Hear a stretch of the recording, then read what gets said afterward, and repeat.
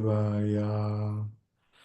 Om Namo Bhagavate Vasudevaya. Om Namo Bhagavate Vasudevaya. So, Hare Krishna, dear devotees. Харе I'm Кришна, very дорогие happy преданные. to see everybody. Я очень рад видеть вас всех здесь. And we'll read today,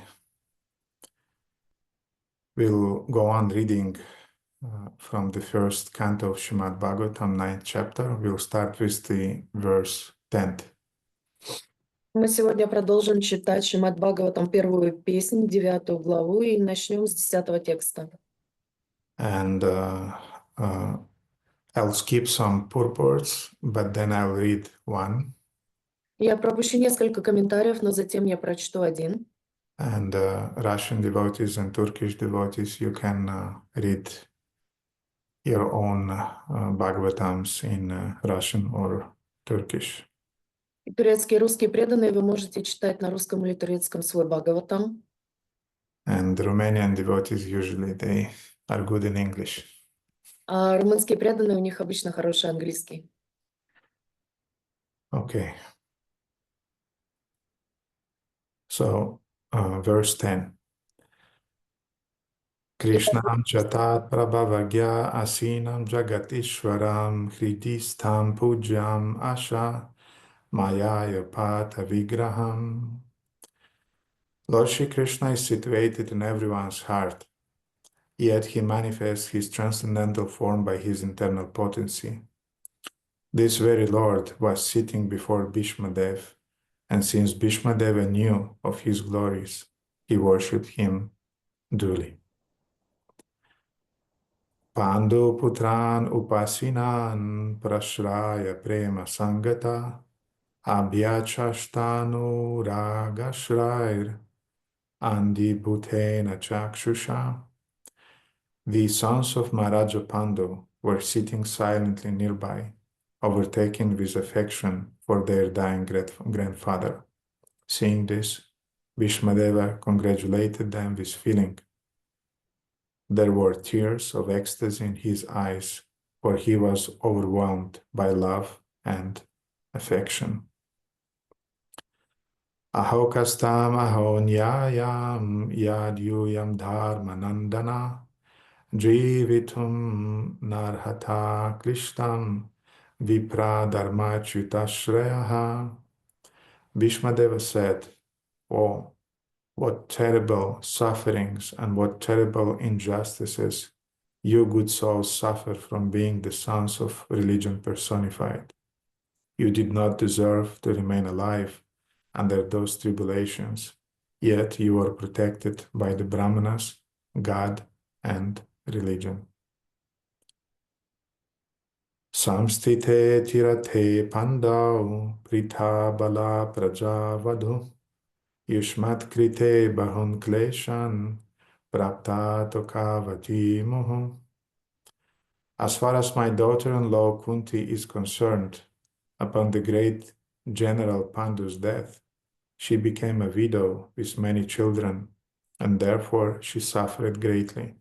And when you were grown up, she suffered a great deal also because of your actions.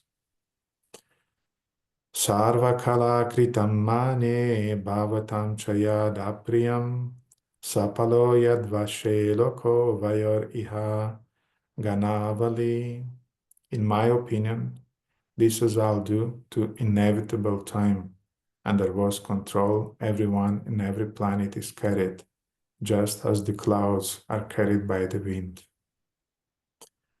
Yatra dharma suto raja gada panir vrikodara Krishna's trigandivam chapam suhrit Krishna's tato vipat. Oh, how wonderful is the influence of inevitable time. It is irreversible. Otherwise, how can there be reverses in the presence of King Yudhishthira, the son of the demigod controlling religion, Bhima, the great fighter with a club, the great bowman Arjuna with his mighty weapon Gandiva, and above all, the Lord, the direct well-wisher of the Pandavas. Purport by His Divine Grace A.C. Bhaktivedanta Swami Srila Prabhupada. As far as the material or spiritual resources were required, there was no scarcity in the case of the Pandavas.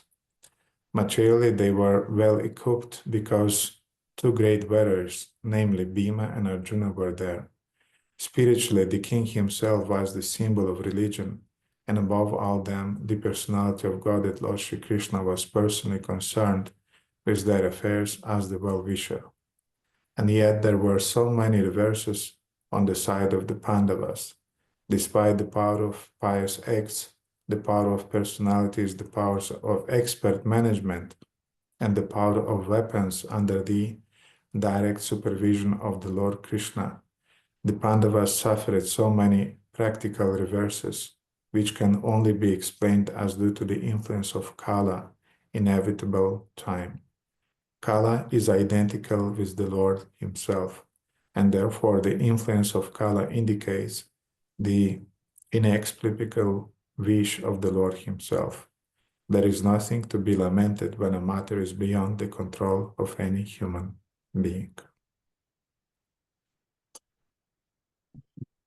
Oma Gyanachimirandasya Gyananjana Shalakaya Chakshurum Militam Yena Tasmai Shri Gurave Namaha Shri Chaitanya Manobhishtam Stapitam Bhutale Swayam Rupa Kadamaham Dadati Swapadantikam Vanchakalpatarubhishya Kripa Sindhudevacha Patitanam Pavanibha Vaishnavibha Namo Namaha Jaya Shri Krishna Chaitanya Prabhu Nityananda Shri Advaita Gadadhara Shivasari Gaura Bhaktivinoda Hare Krishna, Krishna Krishna, Hare Hare, Hare Rama, Rama Rama, Hare Hare. Gurave Gaurachandraya Radhikaya Tadalaya Krishna Bhaktaya Tad Bhaktaya Namo.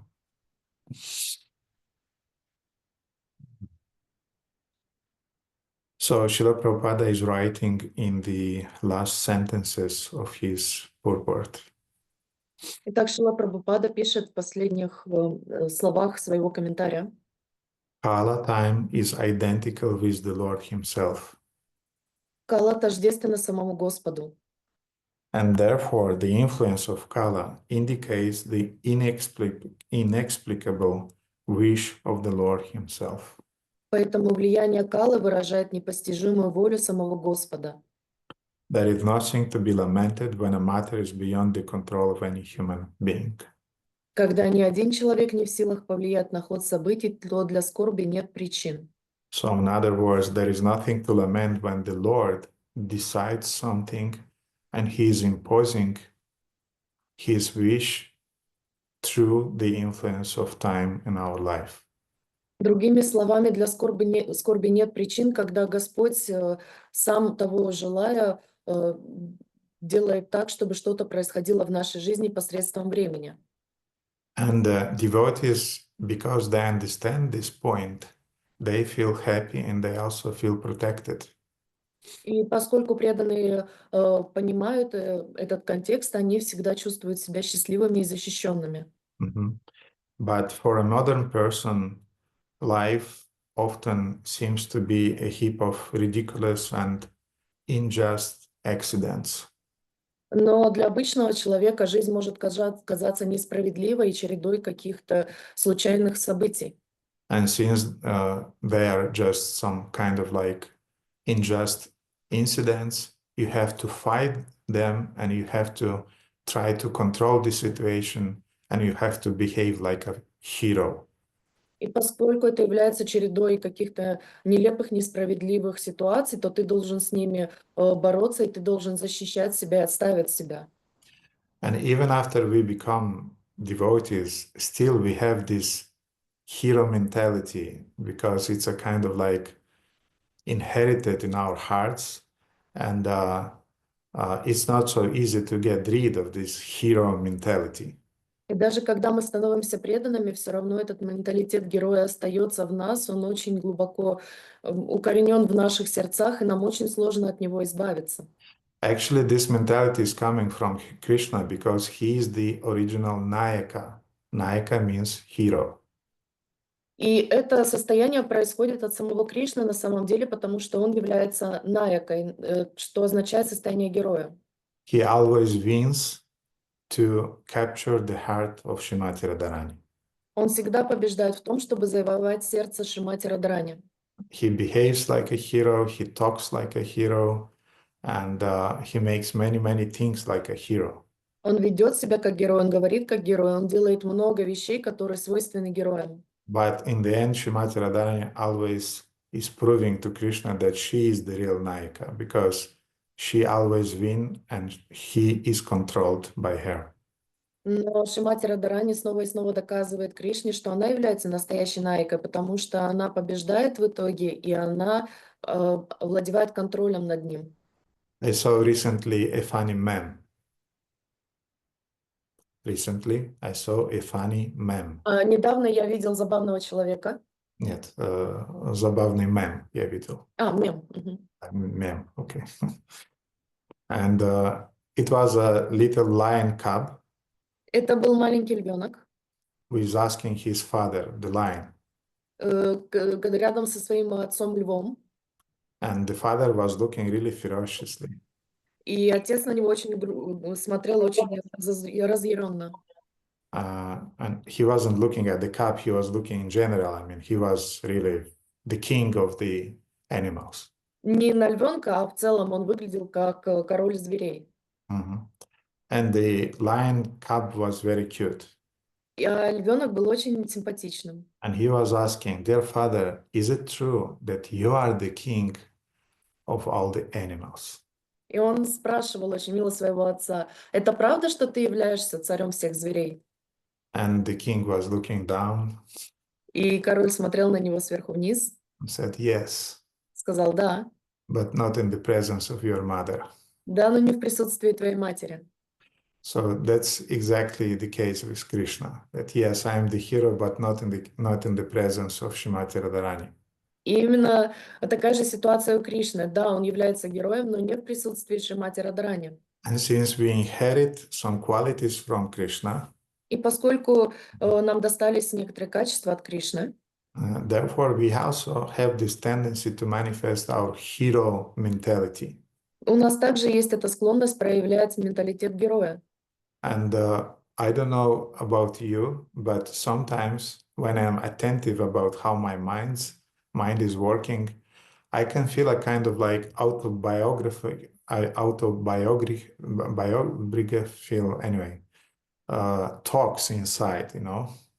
Я не знаю, как вы, но когда я сам себя изучаю, смотрю на себя, то у меня есть некоторые автобиографические мысли, разговоры с самим собой. And nowadays, when, how to say, I learn to just look from a side to those thoughts and not to identify them, it's funny. It's really funny how the mind works. И сейчас, в настоящий момент, когда я способен быть отрешенным свидетелем своих мыслей, это на самом деле забавно наблюдать, как ум работает. But the human being have this tendency for autobiographical thinking and also talking.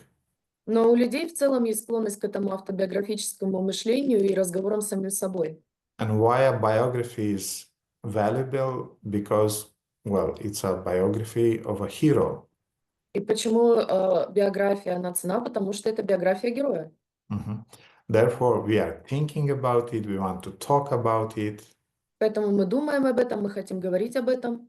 And we want to share with the whole world about our heroic deeds. И мы хотим поделиться со всем миром о своих героических поступках. There is one purport to Srimad Bhagavatam 4:25-25, written by Srila Prabhupada. Есть один комментарий к Шримад Бхагаватам 4:25-25, написанный Шрилой Прабхупадой. Krishna Kanta, did I share it with you? Yes, okay. So Prabhupada is writing, being a victim of the illusory energy in the material world, the soul works as a great hero, Vira. Когда живое существо падает жертвой иллюзорной энергии, оно берет на себя роль великого героя Вира.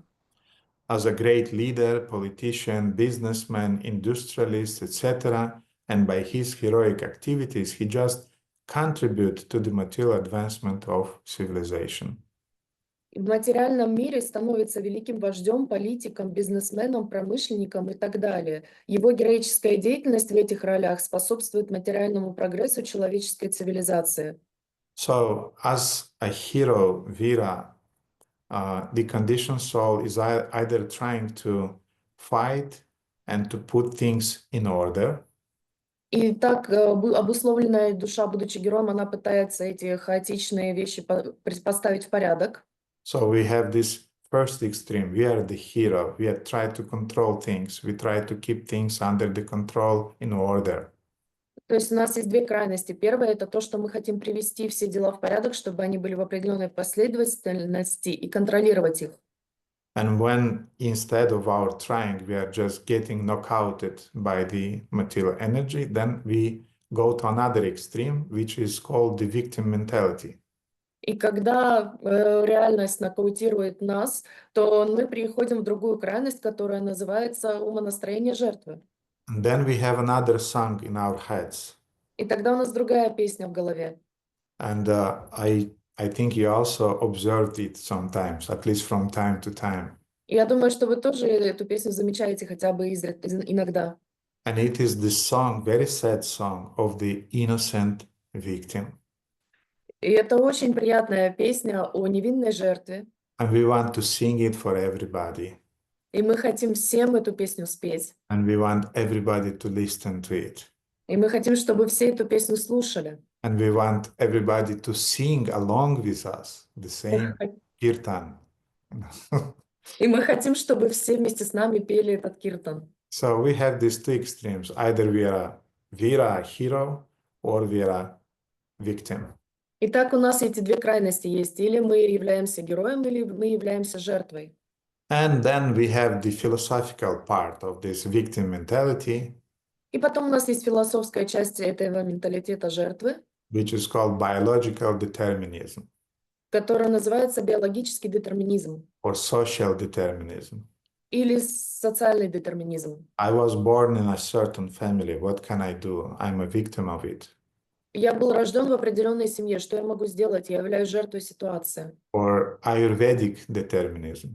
Или аюрведический детерминизм.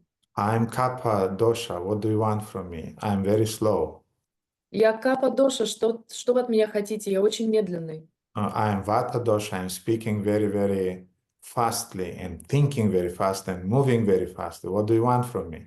Я вата доша. Я очень быстро говорю, очень быстро думаю, очень быстро двигаюсь. Что вам от меня нужно? Or I'm Pitta dosha. I have the tendency to control things, to preview things, and so on. Или я пита доша. У меня есть склонность контролировать ситуацию, предвидеть ситуацию и так далее. Or we have another trap which is called astrological determinism. Или есть еще одна ловушка, которая называется астрологический детерминизм. Sometimes, unfortunately, even disciples, they fall into this trap. И иногда, к сожалению, даже ученики падают в эту ловушку. My Gurudev is a Scorpion. He will not understand me, the Virgin. Мой Гурудев Скорпион, он никогда не поймет меня, Деву. When you are trying to perceive your spiritual master according to the karmical condition, you are a fool and you are a complete materialist. Когда вы пытаетесь определить своего Гурудева по каким-то материальным меркам, то вы являетесь дураком и не преуспеете. So, however, as I said, a devotee, he's perceiving things beyond the duality of the material world. И как я уже сказал, преданный, он воспринимает вещи за пределами материального мира. Beyond this mentality of hero or mentality of a victim, innocent victim, not just victim, but innocent victim. За пределами этого настроения героя или жертвы, невинной жертвы, не просто жертвы, а именно невинной жертвы. And a devotee is perceiving the reality with the eyes of knowledge. И преданные видят мир глазами знания. This is called Jnana Chakshu, as devotees know. Это называется гьяна чакша, как знают преданные. And this ability to see through the eyes of knowledge also means to perceive the reality as an observer. И эта способность воспринимать реальность глазами знания также означает быть в умонастроении наблюдающего. This is called, in Sanskrit, it's called sakshitva. I mean, you have to be an observer. И на санскрите это называется сакшитва. Вы должны быть наблюдателем. And when you are a sattvic, careful observer who is observing things through the eyes of knowledge, И когда вы являетесь саттвическим, очень внимательным наблюдателем, который видит вещи, then you start noticing that all that is happening to us and also to other people is actually just the consequences of either dharmic activities or karmic activities. и тогда вы четко видите, что все вещи, которые происходят с вами или с окружающими вас людьми, являются последствиями либо дхармической, либо кармической деятельности. So the Lord has two laws, the law of karma and the law of dharma. And through these two laws, He is controlling the universe. И так Господь обязан следовать двум законам Вселенной, которые являются закон дхармы и закон кармы. И благодаря этим двум законам он контролирует всю Вселенную. Да, он не обязан следовать, он является их источником. Мгм. So in that way, the Lord, He's maintaining the universe, He's maintaining a fine balance, and He's returning to the living entities the consequences of either His dharmic activities or karmic activities. И таким образом Господь контролирует Вселенную посредством этих двух законов. Он очень тонко соблюдает этот баланс, и он всего лишь возвращает живым существам последствия их кармической или дharмической деятельности. And sometimes some people that are interpreting the law of karma as the law of punishment. И иногда люди интерпретируют закон кармы как закон наказания. But actually, karma is God's common sense. Но на самом деле карма — это здравый смысл Господа.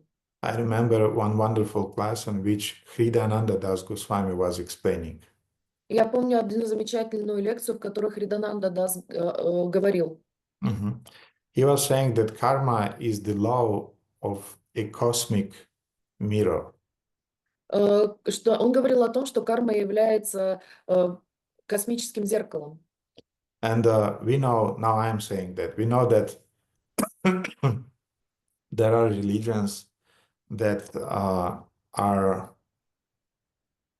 how to say, they are completely rejecting the idea of karma. И сейчас будут мои мысли. Мы знаем, что в религии, есть религии в мире, которые полностью отрицают закон кармы, ее существование. And they say that God is offering us just two choices in life. И они говорят, что Господь нам предлагает всего два выбора в жизни. We either have to obey the Lord, even blindly, but we have to obey the Lord, and then we go to the heaven. Либо мы должны полностью слепо слушаться, следовать Господу, и тогда мы достигнем рая. Or we disobey the Lord, and then we go to hell for eternity. И либо мы ослушаемся Господа, мы его не слушаемся, и мы идем прямиком в ад навечно. But there was an ancient philosopher, Protagoras. Но был древний философ Протагор. And he once explained that in a civilized society, the government, when is punishing somebody, then is punishing him not to take revenge, but to correct. So that's the idea behind the punishment. И он говорил, что в цивилизованном обществе, когда людей наказывают, применяют санкции, они делают это не для того, чтобы человека наказать, а для того, чтобы его исправить. В этом вся суть, в исправлении человека. But if you are condemning a soul for eternal suffering, Но если вы приговариваете душу к вечному страданию, it doesn't imply correction. оно не включает в себя никакой корректировки. It just implies eternal punishment. Это просто вечное наказание.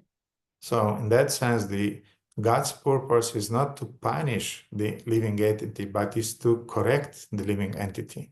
И в этом случае цель у Господа не в том, чтобы наказать душу, а в том, чтобы ее исправить, откорректировать. A normal parent is punishing his kid, but not with the idea, I'm so ecstatic to punish you. No. The normal parent who is loving his kid is punishing with the idea that I want to correct you, I want to help you. Нормальный, адекватный родитель — это не тот, который наказывает ребенка для того, чтобы его наказать, и он находится в экстазе от страданий ребенка. Он делает это с целью того, чтобы ребенка исправить, поправить, чтобы он правильно себя вел. So in the same way, the Lord is not a pervert. Точно так же Господь, Он не извращенец. And therefore, He created the law of karma, which is functioning like a mirror. И поэтому Он изобрел закон кармы, который действует подобно зеркалу. And Hridayananda Maharaj calls it a cosmic mirror. И Хридананда Махарадж называет это космическим зеркалом. And we know, usually when we are looking into the mirror, we can perceive us externally, our skin, our body, our hair, and so on. И мы знаем, что когда мы смотрим в зеркало, мы видим себя с внешней стороны, наше тело, наши волосы и так далее. Usually when I'm looking into the mirror, I see how many kilos I put. Обычно, когда я смотрю в зеркало, я вижу, сколько килограммов я набрал. Or how many kilos I gave up. Или сколько килограммов я потерял. After India, usually I give up around 6-8 kilos. Обычно после Индии я худею на 6-8 килограмм. And before India, I have a lot of kilos, and it's a shame to look in the mirror. А обычно до Индии на меня много килограммов, и мне стыдно смотреть на себя в зеркало. So this is what's happening when we are looking into the material mirror. И именно это происходит, когда мы смотрим на себя в материальное зеркало. But when you are looking with the eyes of knowledge, when you are looking in the mirror, the karmic, cosmic mirror, then you can see not only your skin, not only your kilos, but you can see the state of your heart or the state of your consciousness.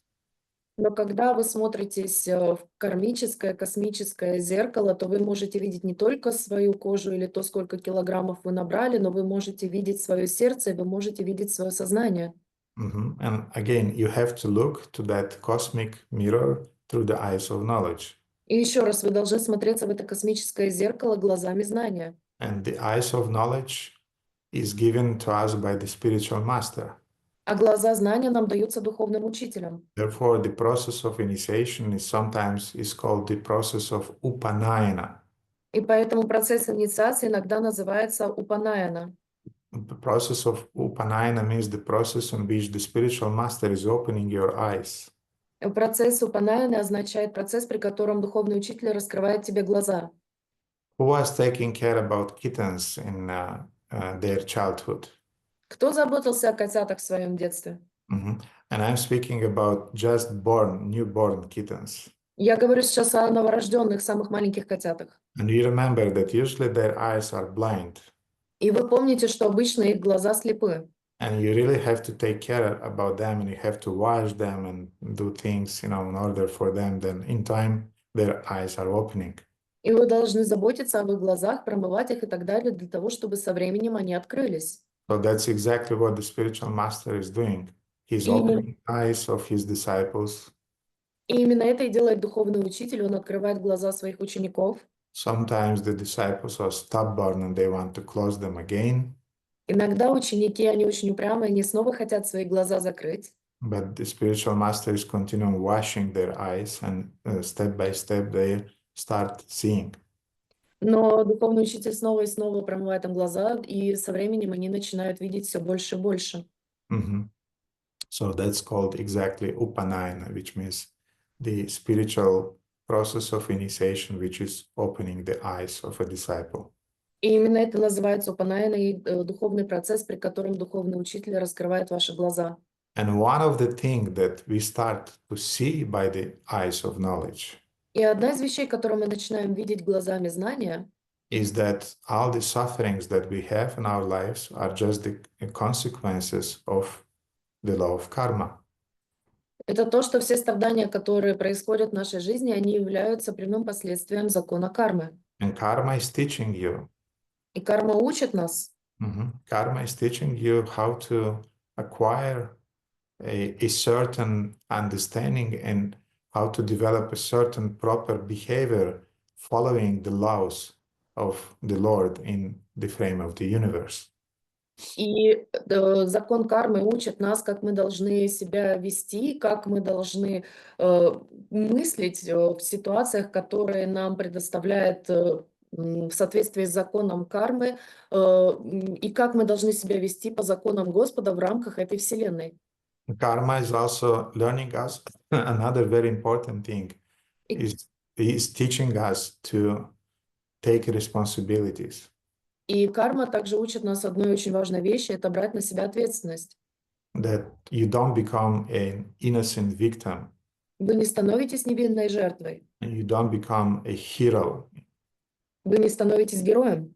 No, you become an observer who is doing his duties, doing his responsibilities under the God's law, and in that way, you are acting in the mentality of akarma in the material world. Нет, вы делаете свои обязанности, выполняете деятельность, которую вы должны делать под руководством божественных законов, и таким образом вы поступаете в духе акармы. Now, there is a beautiful verse in this regard in Srimad Bhagavatam 10:24-17, which is spoken by Krishna himself. И в этом отношении есть очень красивый стих в Шримад Бхагаватам 10:24-17, который говорит сам Кришна. And the verse is saying, И в стихе говорится: Dehan uchavachan jantu prapya postrija karmana shatrur mitram udasinaha karmaiva gurur ishvaraha. Because it is karma that caused the conditioned living entity to accept and then to give up different high and low grade material bodies.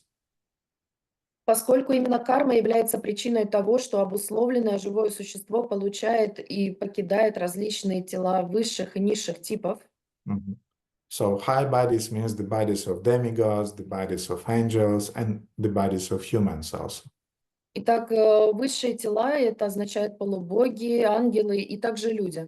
And lower bodies means the bodies of demons, the bodies of animals, the bodies of ghosts. А низшими телами являются тела демонов, духов или животных. So the verse is saying that because it is karma that caused the conditioned living entity to accept and then to give up different high and low grade material bodies, this karma is his enemy, Shatru. И в стихе говорится: поскольку именно карма является причиной того, что обусловленное живое существо получает и покидает различные тела высших и низших типов, только она, карма, является нашим врагом, шатру.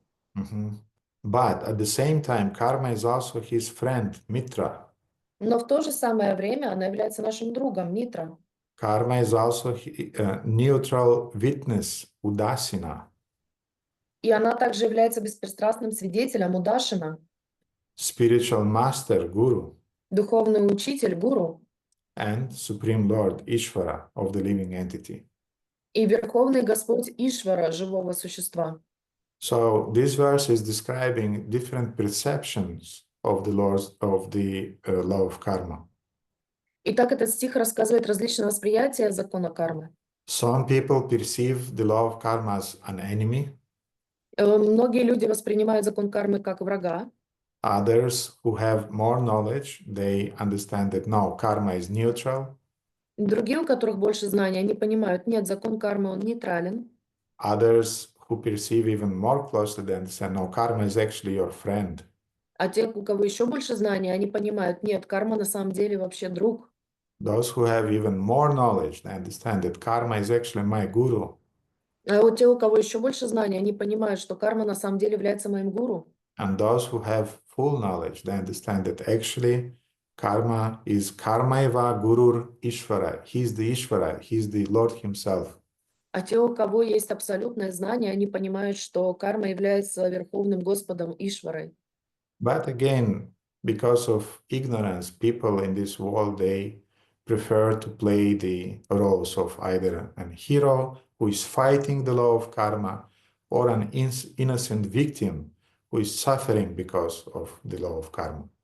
Но опять же, из-за невежества люди воспринимают этот закон кармы в двух крайностях. Либо нам нужно с ним бороться, тогда мы идем в умонастроение героя, или мы страдаем и впадаем в умонастроение невинной жертвы. Mhm. And often people become so frustrated that they are offending the Lord because He is in charge of this law. And they're even blaming the Lord, that the Lord is completely incompetent. Ну, иногда люди в своем невежестве настолько не понимают, что происходит, что они начинают винить во всем Господа, считая его источником этих страданий, поскольку он создал закон кармы, и тогда это его вина в том, что мы страдаем. Mhm. So in today's verse, Bhīṣmadeva is saying that no. Besides everything that is happening, besides dear Yudhishthira and dear Pandava brothers, everything that happened to you, it was the consequence of the Lord's will. Но в этом стихе Бхишмадева говорит, нет, дорогие Юдхиштира и другие пандавы, все, что происходило с вами, все является тем, что происходит в рамках закона кармы. It was because of the influence of inevitable time. Это было следствием неизбежного закона времени. Mhm. And in the previous verse, he was saying that, in my opinion, this was all due to inevitable time under whose control everyone in every planet is carried, just as the clouds are carried by the wind. И в предыдущем стихе он говорит, что я полагаю, что все это происходит под влиянием неотвратимого времени, которое управляет каждым на всех планетах и несет всех подобно ветру, несущему облака. Mhm. So Bhagavatam is describing how Bhīṣmadeva was trying to console his nephews after the Kurukshetra war. И Бхагаватам рассказывает, как Бхишмадева пытался утешить своих внуков после битвы на Курукшетре. Bhagavatam doesn't describe secondary details. Бхагаватам не описывает второстепенных деталей. Bhagavatam is describing just the gist or the essence of all the different dialogues that happened in the universe. Бхагаватам просто описывает суть или ядро всех диалогов, дискуссий, которые происходят во Вселенной. But there is a very nice story in Mahabharata which I would like to tell you. Но есть очень красивая история из Махабхараты, которую я хотела бы вам рассказать. It's the story that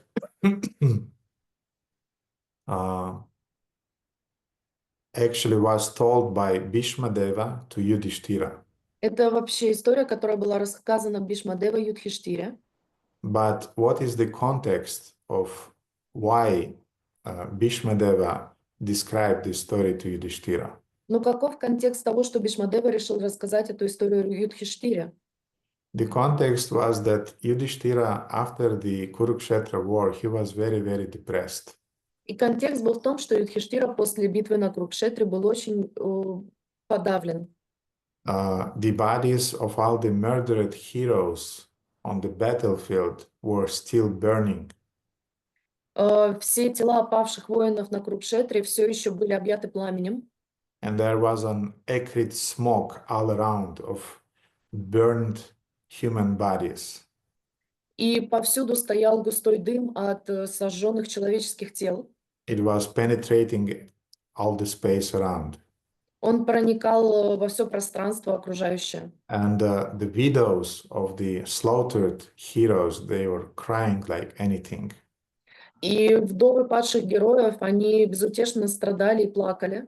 And when seeing this scene, Yudhishthira's heart, I mean, he could not resist, and he was thinking that everything that happened because of my ambition. И когда Юдхиштира наблюдал за всем этим, он не мог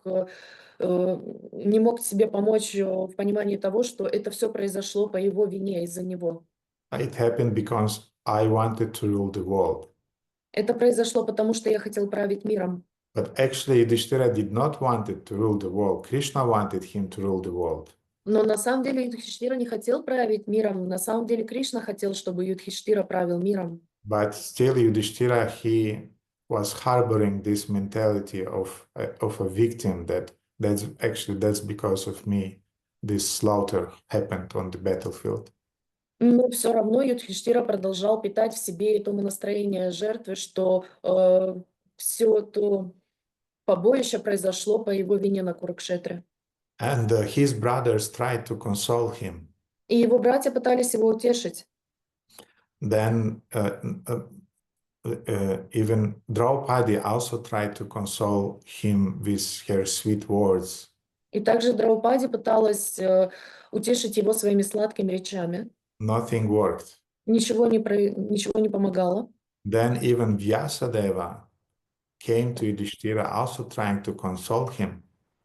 И тогда и Вьясадева пришел для того, чтобы попытаться утешить его. And Vyasadeva was the Shakti Avesha avatar who was incarnating especially with this mission, to keep things in balance. И он был Шакти-Веша аватаром, то есть он был воплощением того, чтобы именно заниматься такими вещами. And even Vyasadeva could not console Yudhishthira. Но даже Вьясадеве не удалось утешить Юдхиштиру. So finally, Shri Krishna himself had to advise to Yudhishthira that, Yudhishthira, your mentality is destructive for you and for the kingdom and for your people, citizens. Therefore, you have to do something about that. И тогда Кришне самому пришлось сказать Юдхиштире: знаешь, Юдхиштира, что твое умонастроение, оно погубит и тебя, и твое королевство, и всех твоих подданных. Therefore, you have to do something about that. And what you can do, you can go to your grandfather Bhīṣmadeva and please talk with him. He'll console you. И поэтому ты должен что-то с этим сделать. И что ты можешь сделать? Ты можешь пойти к своему деду Бhīṣmadevе и поговорить с ним. And just to remind you, let's remember the verses that we read last Friday. И для того, чтобы напомнить вам, давайте прочитаем стихи, которые мы читали в прошлую пятницу. Because they're describing exactly how this procession went to grandfather Bhīṣma. Потому что там описывается именно то, как эта вся процессия пошла к Бhīṣmadevе. Being afraid for having killed so many subjects on the battlefield of Kurukshetra, Maharaja Yudhishthira went to the scene of the massacre. There Bhīṣmadeva was lying on a bed of arrows about to pass away. В ужасе от того, что на поле битвы Курукшетра он погубил столько своих подданных, Махараджа Юдхиштира отправился на место побоища. Там на ложе из стрел, готовясь покинуть этот мир, возлежал Бhīṣmadeva. At that time, all his brothers followed him on the beautiful chariots drawn by first-class horses decorated with gold ornaments. With them were Vyasa and rishis like Dhaumya, the learned priest of the Pandavas, and others. Тогда все его братья на прекрасных колесницах, заряженных превосходными лошадьми, украшенными золотом, последовали за ним. Вместе с братьями были Вьяса, такие риши, как Дхаумья, ученый-жрец пандавов, и другие. O sage among the Brahmanas, Lord Shri Krishna, the personality of Godhead, also followed, seated on a chariot with Arjuna. Thus King Yudhishthira appeared very aristocratic, like Kuvera surrounded by his companions, the Guhyakyas. Он мудрец среди браманов. Господь Шри Кришна, личность Бога, взойдя на колесницу Арджуны, также последовал за ними. Поэтому царь Юдхиштира выглядел очень величественно, подобно Кувере, окруженному своими спутниками, гухьяками. Seeing him, Bhishma lying on the ground like a demigod fallen from the sky, the Pandava king Yudhishthira, along with his younger brothers and Lord Krishna, bowed down before him. Увидев, что он, Бишма, лежит на земле, словно полубог, упавший с небес, царь Пандавов Юдхиштира, его младшие братья и Господь Кришна склонились перед ним. So Yudhishthira really hoped that Bhīṣmadeva, being a Mahajan, a great soul, one of the 12 Mahajans in the universe, will be able to heal his heart. И Юдхиштира на самом деле надеялся, что Бишмадев, будучи Махаджаном, великой душой, одной из великих 12 душ, он сможет утешить его сердце. So Yudhishthira addressed Bhishma. Поэтому Юдхиштира обратился к Бишме. And he said, Grandpa, what shall I do? И он сказал: дедушка, что я могу сделать? Because of me, millions of soldiers died on the battlefield. Из-за меня миллионы воинов пали на поле битвы. Millions of women became widows. Миллионы жен стали вдовами, and their children remained orphans. а их дети остались сиротами. How can I atone for this sin? Как я могу восполнить этот грех? Or maybe there is no any atonement and I'll just go to hell for eternity. Или, возможно, не существует никакого искупления, я отправлюсь в ад на вечность. So he revealed his mind and his doubts. И так он раскрыл свой ум и свои сомнения. Now, in spite of being really sick and devoid of energy because he was lying on a bed of arrows, don't forget about that. И несмотря на то, что он был в не самом лучшем состоянии, воду в энергии, то есть у него не было совсем энергии, не будем забывать, что он лежал на ложе из стрел. He was about to pass away. Он практически еще немного и потерял бы сознание. At least any normal person would die immediately, but Bhīṣmadeva, because of his mystic power, he could maintain his life. Любой нормальный человек, он бы в любом случае потерял сознание, но поскольку у Бhīṣmadeva у него были мистические силы, он продолжал лежать на этих стрелах. Still, Bhīṣmadeva actually, his beloved nephew was Yudhishthira. У Бhīṣmadeva был любимый внук, это был Юдхиштира. And therefore, when Yudhishthira addressed him, he smiled. И когда Юдхиштира обратился к нему, он улыбнулся. And in a very kind way, he spoke to Yudhishthira because he really loved Yudhishthira very much. И очень по-доброму и с любовью он обратился к Юдхиштире, потому что он любил его очень сильно. Bhīṣmadeva, don't forget, he had to be the heir of the throne of Hastinapur. Не забывайте, что Бhīṣmadeva должен был встать на трон Хастинапура. And if Bhīṣmadeva would become the heir of the throne, there would be no all those crazy things that were done later by Dhritarashtra and his sons, headed by Duryodhana. И если бы Бhīṣmadeva взошел на трон, как и предполагалось, то всего бы этого не произошло бы всех тех несчастий, неприятностей, которые повлекли за собой действия Dhritarashtra, его сына и его сыновей под руководством Дурьодханы. But there is a whole story behind it, why he could not inherit the throne. Но за этим стоит целая история о том, почему он не смог унаследовать трон. Actually, this was because of Jarasandha's scheme. На самом деле это было из-за Джанаранdas, короля. Из-за короля демонов Jarasandhi. The demons, they had a great plan to capture the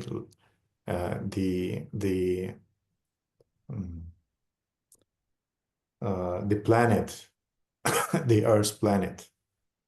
Демоны хотели завладеть множеством земель на планете. Всей планетой они хотели завладеть. And anyway, I'll not go into that story because it's really long. Хорошо, я не буду углубляться в эту историю, потому что она действительно очень долгая. But maybe next class, I'll tell you why Bhīṣma did not inherit the throne. Но, возможно, в следующую пятницу я вам расскажу, почему Бhīṣma не унаследовал трон. So, therefore, he wanted to educate somebody who is really qualified, and he invested all of his heart educating Yudhishthira. Therefore, he loved him very much. Он хотел обучить кого-то, он хотел передать кому-то все свои знания, и поэтому он вложил все свое сердце и душу и все свои знания в Юдхиштиру, именно поэтому он очень сильно любил его и был к нему привязан. And in spite of his smiling, but he started in a mild way to chastise Yudhishthira. И несмотря на то, что он улыбался, но он очень мягким образом начал ругать Юдхиштиру.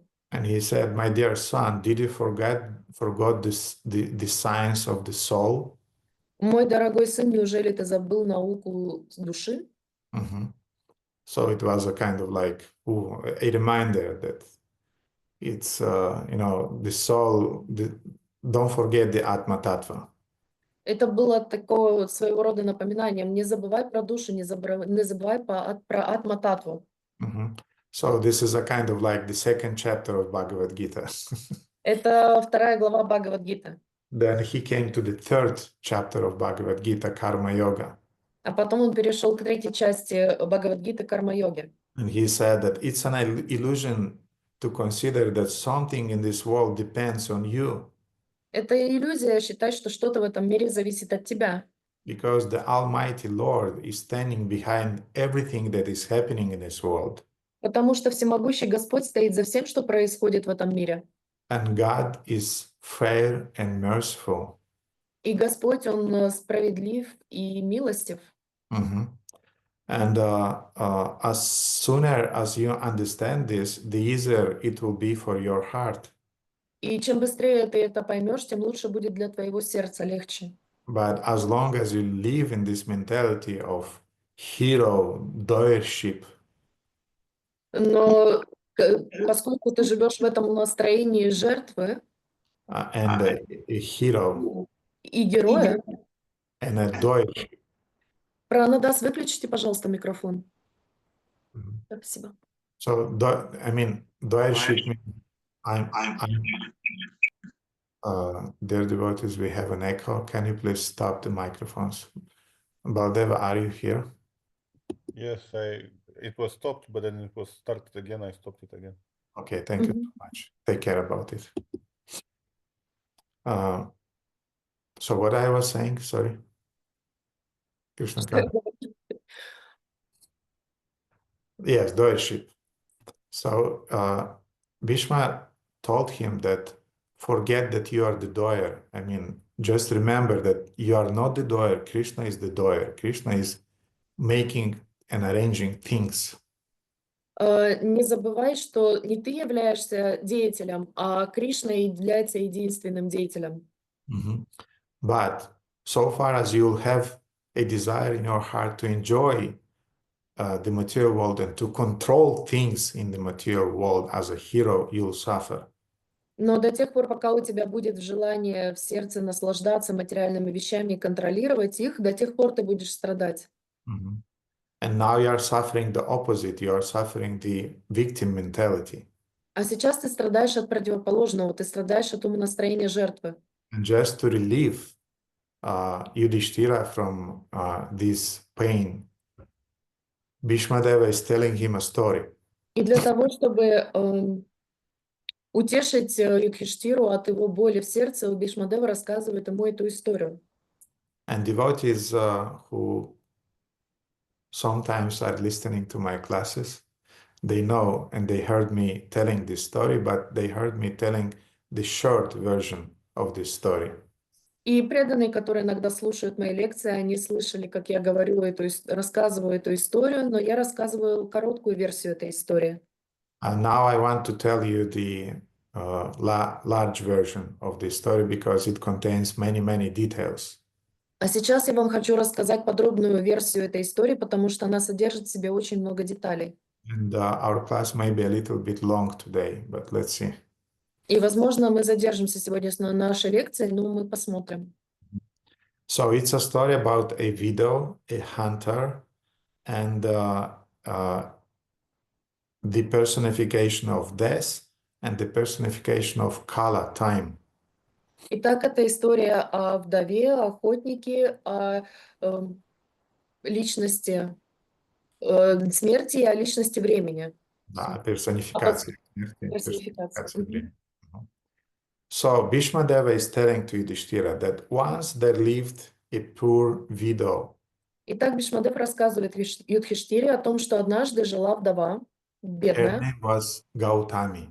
Ее имя было Гаутами. And she had a son, a boy of 12 years old. И у нее был мальчик 12 лет. And you can imagine that she was very attached to her son because her husband recently died, and therefore all of her love, she invested into her son. И вы можете себе представить, как сильно она была к нему привязана, потому что ее муж умер, и всю любовь, которую она испытывала к нему, она передала своему сыну. And Gautami was very pious, and even she was a devotee of the Lord. И Гаутами была очень благочестивой, она была преданной Господа. Every day she worshipped Ishvara, she worshipped God. She was offering him a lamp, some incense, and also some forest flowers. И она каждый день поклонялась Ишваре, поклонялась Господу, она предлагала ему различные ароматы, лампады и лесные цветы. And one day Gautami sent her son into the forest to collect some flowers for puja. И однажды она послала своего сына в лес для того, чтобы он собрал ей цветы для пуджа. And the obedient boy, he went to the forest, he took a basket. И послушный мальчик собрался в лес, он взял с собой корзину.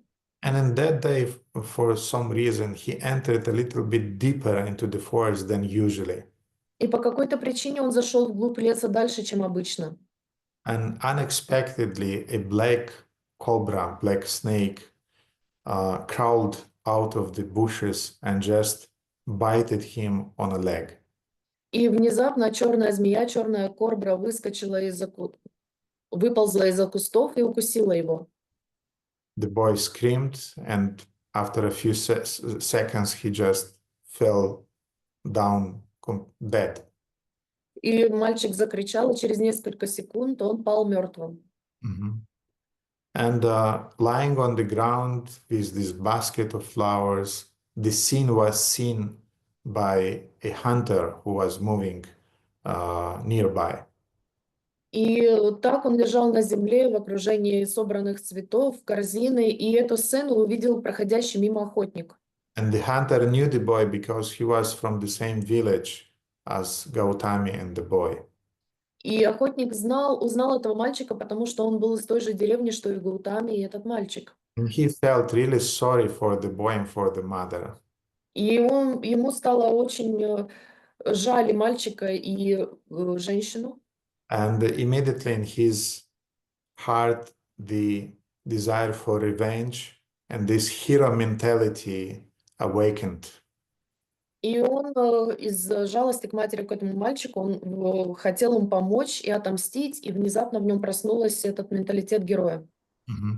So, being a snake charmer, beside being a hunter, he was also a snake charmer. И будучи заклинателем змей, помимо того, что он был охотником, он был еще и заклинателем змей. He used a special mystic spell, a special mantra. Он использовал особое магическое заклинание, особую мантру. And with the help of this mantra, he caught the cobra. И посредством этой мантры он поймал кобру. And actually, he put that cobra exactly in the same basket in which the boy was collecting the flowers, and he put a lid over it. На самом деле он ту же корзину использовал, которую использовал мальчик для того, чтобы собирать цветы. Он засунул туда эту змею и ее закрыл крышкой. So with the snake in his basket and the boy's dead body in his hands, he entered the village and he came to the Gautami's house. И с корзинкой, с этой змеей и с телом мертвого мальчика на руках он вошел в деревню к двери Гаутами. Gautami felt, that something is happening. She came out of the house. Гаутами почувствовала, что что-то происходит. Она вышла из дома. And when she saw the blackened body of her dead son, she almost fainted. И когда она увидела почерневшее тело своего усопшего сына, она упала в обморок. Almost, почти. Почти. So she ran to her son, she embraced him, she started crying, and you can imagine the dramatic scene. И она подбежала к своему сыну, она начала его обнимать, целовать. Вы можете представить всю драматичность этой сцены?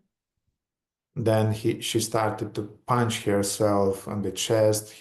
She tore her hair out, and she was really lamenting and crying like crazy. Она била себя по груди, вырывала себе волосы. Она очень страдала, плакала. And Gautami cried. She was saying, И когда Гаутами плакала, она говорила: "My poor boy, the son of my life, you have left me because of my sins." Мой дорогой мальчик, моя душа, моя жизнь, ты оставил меня из-за моих грехов. My husband, your father, died recently also because of my sins, and now because of the same sins, you also died. твой отец, мой муж, он также недавно умер из-за моих грехов, а теперь и ты умер из-за моих тех же грехов. I bring only misfortune everywhere I go. Я только приношу несчастье, куда бы я ни отправилась. And a little remark, we as devotees, sometimes when we have the same victim mentality, we also are saying things like that. Небольшая ремарка. Мы, как преданные, тоже у нас есть склонность говорить такие вещи. That I'm just destroying communities, Что я просто разрушаю общины. all the services that I'm accepting, I'm just destroying them. Все служения, которые я делаю, я просто не могу их правильно выполнять. Who is singing this song regularly? Кто постоянно поет эту песню? Who is into that kind of kirtan? Кому нравятся такие киртаны? Yes, Dauja. We have this tendency, I know. Да, уже у нас есть эта склонность, я знаю. Mhm. So this, you have to always think what these stories are teaching us personally. Мы всегда должны задумываться о том, чему конкретно нас учат эти истории. Therefore, the story is showing our mentality that sometimes we have. И эти истории показывают иногда наш менталитет, который у нас появляется. Mhm. So she was crying that how can I live further? И она плакала и говорила, как я могу жить дальше? Tell me, my boy, don't remain silent. She was really, deranged. Ответь мне, мой мальчик, не молчи. То есть она действительно была подавлена. So we know that usually hunters, they are not quite sentimental people. И мы знаем, что охотники, они обычно люди не слишком сентиментальные. Usually they are stone-hearted people. Обычно у них каменные сердца. But when the hunter heard the woman crying like that, even his heart started to melt. Но когда охотник услышал, как эта женщина плакала и стенала, даже его сердце смягчилось. And he felt a lump in his throat. И он почувствовал ком в горле. And then allowing the woman to cry a little bit, И он позволил женщине проплакаться немного. he tried to comfort her. Он попытался ее утешить. And he said, don't cry, oh good woman. И он сказал ей, не плачь, добрая женщина. The cause of your death is not you or your sins. Причина смерти не являешься ты или твои грехи. The cause of your death is this very snake that I caught in the basket. Причина смерти – это змея, которую я поймала, которая сейчас в корзине. And now the hunter is starting to manifest his nature. И вот теперь охотник проявляет свою истинную природу. And he's saying, if you want, I can burn the snake alive. Если ты хочешь, я могу сжечь заживо эту змею. If you want, I can take the skin from this snake alive. Я могу снять кожу живьем с этой змеи. I can cut it in pieces in front of your eyes. Я могу порезать ее на кусочки перед твоими глазами. Just order me. Только отдай мне приказ. So hearing the hunter's stupid speeches, Gautami, she was a devotee. These words saddened her even more. И когда Гаутами услышала глупые речи охотника, поскольку она была преданной, она понимала, что происходит, это ее опечалило еще сильнее. And she said, oh, wicked hunter, just let the snake go alone. Он несчастный охотник, просто оставь змею в покое, пусть она уползает. Let that snake go in peace. Пусть она с миром уползает. And as far as me, I just have to pay for my own deeds. А что до меня, то я должна отвечать за свои поступки. Because only fools are forgetting about the all-powerful Lord who is behind everything that is happening in our lives. Потому что только глупцы забывают, что за всем, что происходит в наших жизнях, стоит всемогущий Господь. And again, Gautami was a devotee and she perceived things in the right way. И еще раз, Гаутами была преданной, то есть она воспринимала вещи в правильном свете. Maybe she wasn't an advanced devotee, and therefore she got caught in this emotional, depressed state, but still she had some understanding. И, возможно, она не была очень продвинутой и преданной, потому что все-таки она позволила себе унестись на этих эмоциях, но тем не менее она все осознавала. And then she said that why you want me to make me a participant in another sin? I already have a lot of sins for which I have to pay. И она спросила, почему ты хочешь меня сделать участницей еще одного греха? Я и так достаточно уже согрешила. And the hunter, he got somewhat offended by these words. И охотник, он немного обиделся на эти слова. And he said to her that, what are you talking? И он сказал ей, о чем ты говоришь? It seems that grief deprived you of your intelligence. Кажется, что скорбь помутила твой разум. You are blaming yourself and now you are blaming myself. Ты сначала себя винила, а теперь ты и меня винишь. And besides that, it's not a sin to kill a snake. И помимо этого, убийство змеи не является грехом. And you know, devotees usually know that you can kill a snake, a scorpion, and insects, poisons, insects like that, because otherwise, without being killed, they cannot make the second step in their evolution in the samsara chakra. И обычно преданные знают, что можно убить змею, скорпиона и других ядовитых животных, потому что если их не убить, у них не будет возможности второго шанса переродиться в следующее тело, перейти на другой уровень в колесе самсары. But you have to do it according to necessity, not you are just taking some machete or going in the woods. Hey, snakes, where are you? I want to kill everybody. Then Но you are вы, also implied in karma. но вы должны это делать в соответствии с необходимостью, а не так, что вы взяли мачете, побежали в лес и говорите, эй, змеи, вы где, и начинать их рубить. Все должно быть сделано правильно. So if there is a necessity to kill a snake, you kill it. Если есть необходимость убить змею, вы ее убиваете.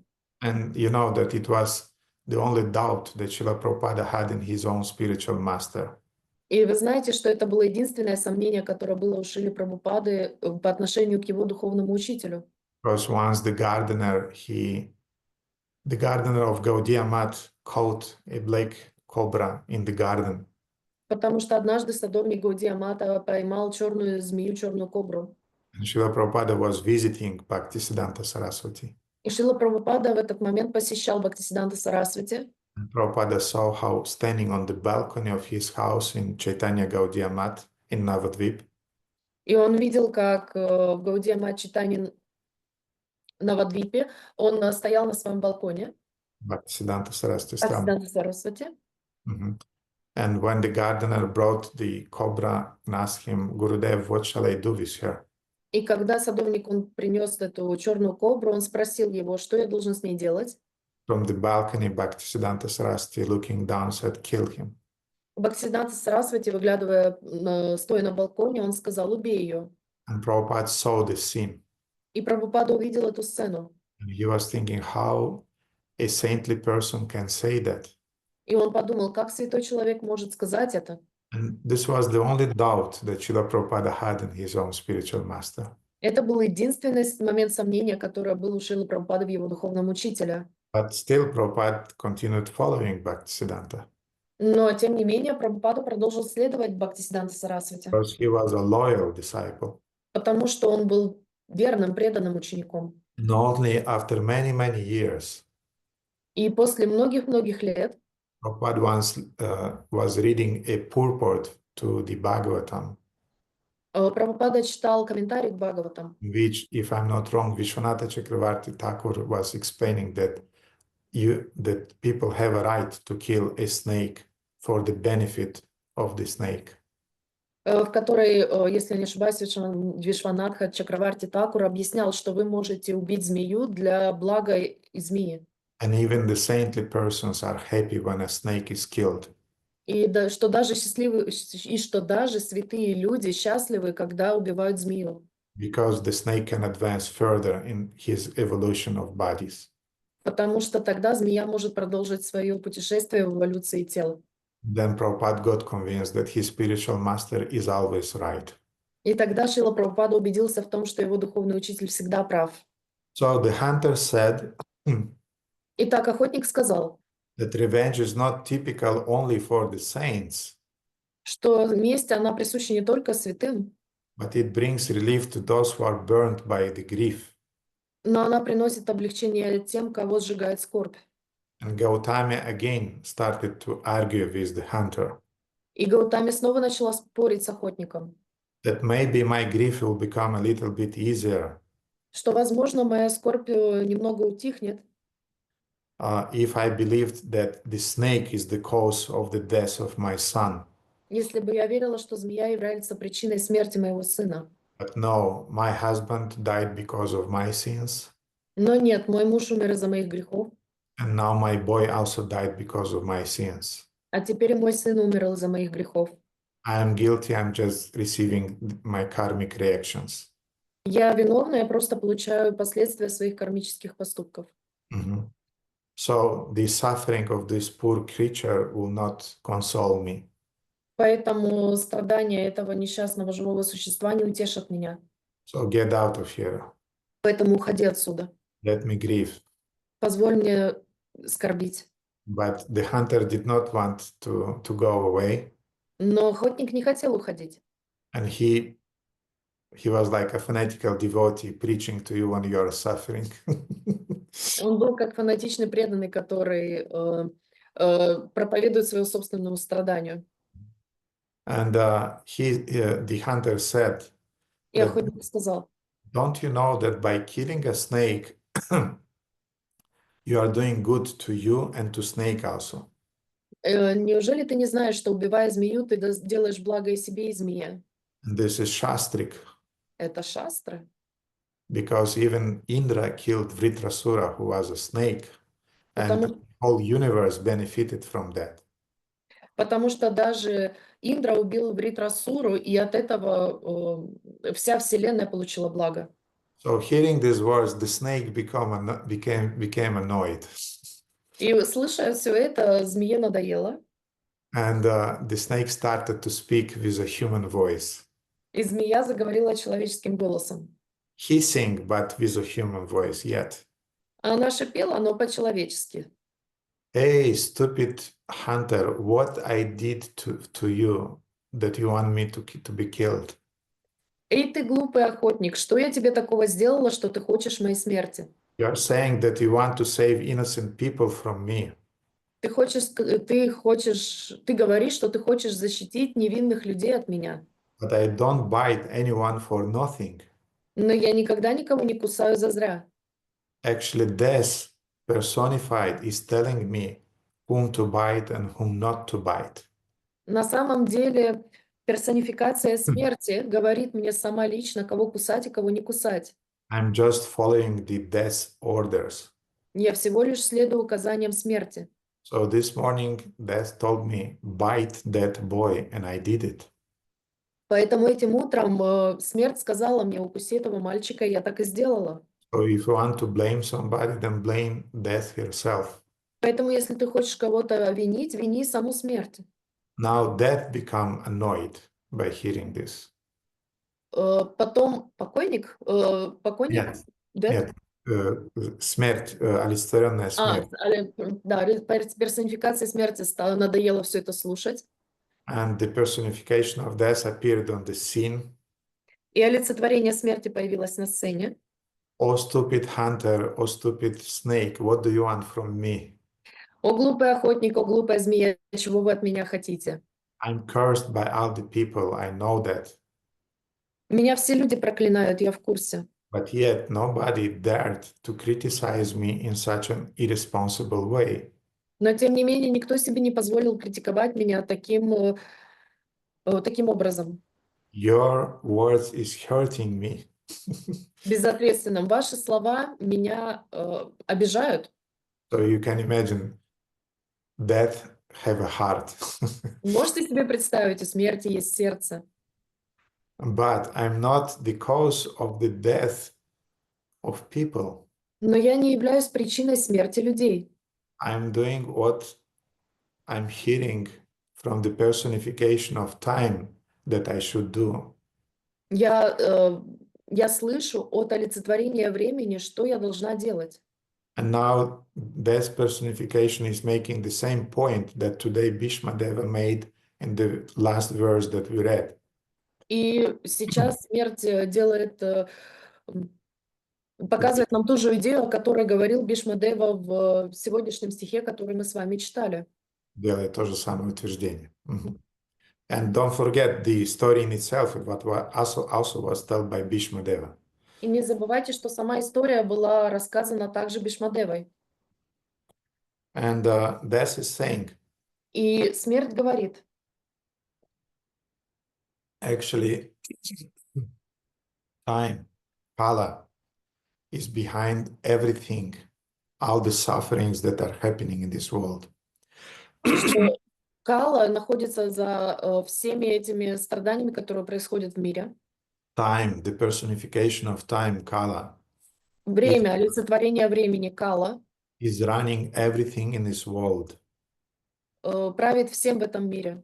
And be you a ant or a demigod on the highest planets, everybody is controlled by the eternal time, by Kala. И сама смерть, и даже на самой верховной райской планете полубог, все они контролируются временем Калой. And if you want to make some petition, then go to Kala, not to me. Если вы хотите какую-то петицию составить, то идите к Кале, не ко мне. And the snake was very happy to hear this. И змея очень обрадовалась, услышав это. And the snake told to the hunter, you see, so it's not because of me, it's because of Kala, eternal time. И змея сказала охотнику, видишь, это не из-за меня, это из-за Калы, времени. So stop tormenting me. Поэтому перестань меня мучить. But the hunter was really stubborn. Но охотник был по-настоящему упертым. And he was convinced that it was the fault of the snake. И он был убежден, что это была вина змеи. So at that moment, the time himself in a human form appeared before the death, before the hunter, before the Gautami and the snake.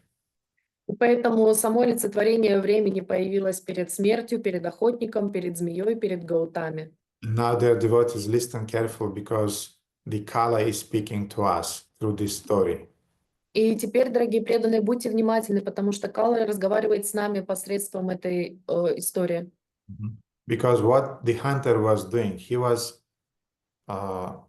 demanding justice, yes? Потому что чего требовал охотник? Он требовал справедливости, верно? And we in our life, we want justice. И мы в нашей жизни мы хотим справедливости, And так? like a hero, we demand justice. Как герои мы требуем справедливости. Demand justice even from the temple presidents, even from the GBC, even from the spiritual master. We demand justice. Даже от президентов храма, от GBC, от нашего духовного учителя мы требуем справедливости. We demand justice from our God sisters and God brothers. Мы требуем справедливости от наших духовных братьев и сестер. You cannot behave like that. Вы не можете себя так вести. So the Kala, time personified, said, Итак, Кала, олицетворение времени, сказал: my dear hunter, how long you'll demand justice in this world? мой дорогой охотник, как долго ты будешь требовать справедливости в этом мире? So you think about yourself, such and such dasa or such and such devidasi. How long will you demand justice in this world? То есть вы сейчас думаете о себе: я такая-то Девидаси, я такой-то Даса, как долго ты будешь требовать справедливости в этом мире? And the Kala personified then said, И тогда Кала, олицетворение времени, сказал, that in my lifetime, что в моей жизни, and you can imagine that the lifetime of time is infinite. и вы можете себе представить, что жизнь самого времени, она бесконечна. But the time is saying that in my lifetime, I've seen a lot of justice seekers. Я в своей жизни много видел искателей справедливости. Every community has a few justice seekers. В каждой общине есть несколько искателей справедливости. Some of them are in the mode of goodness, some of them are in the mode of passion, some of them they're really into distraction mood, and they're influenced by the mode of ignorance. Некоторые из них находятся в гуне благости, некоторые в гуне страсти, а некоторые из них абсолютно разрушительны, которые находятся под влиянием гуны невежества.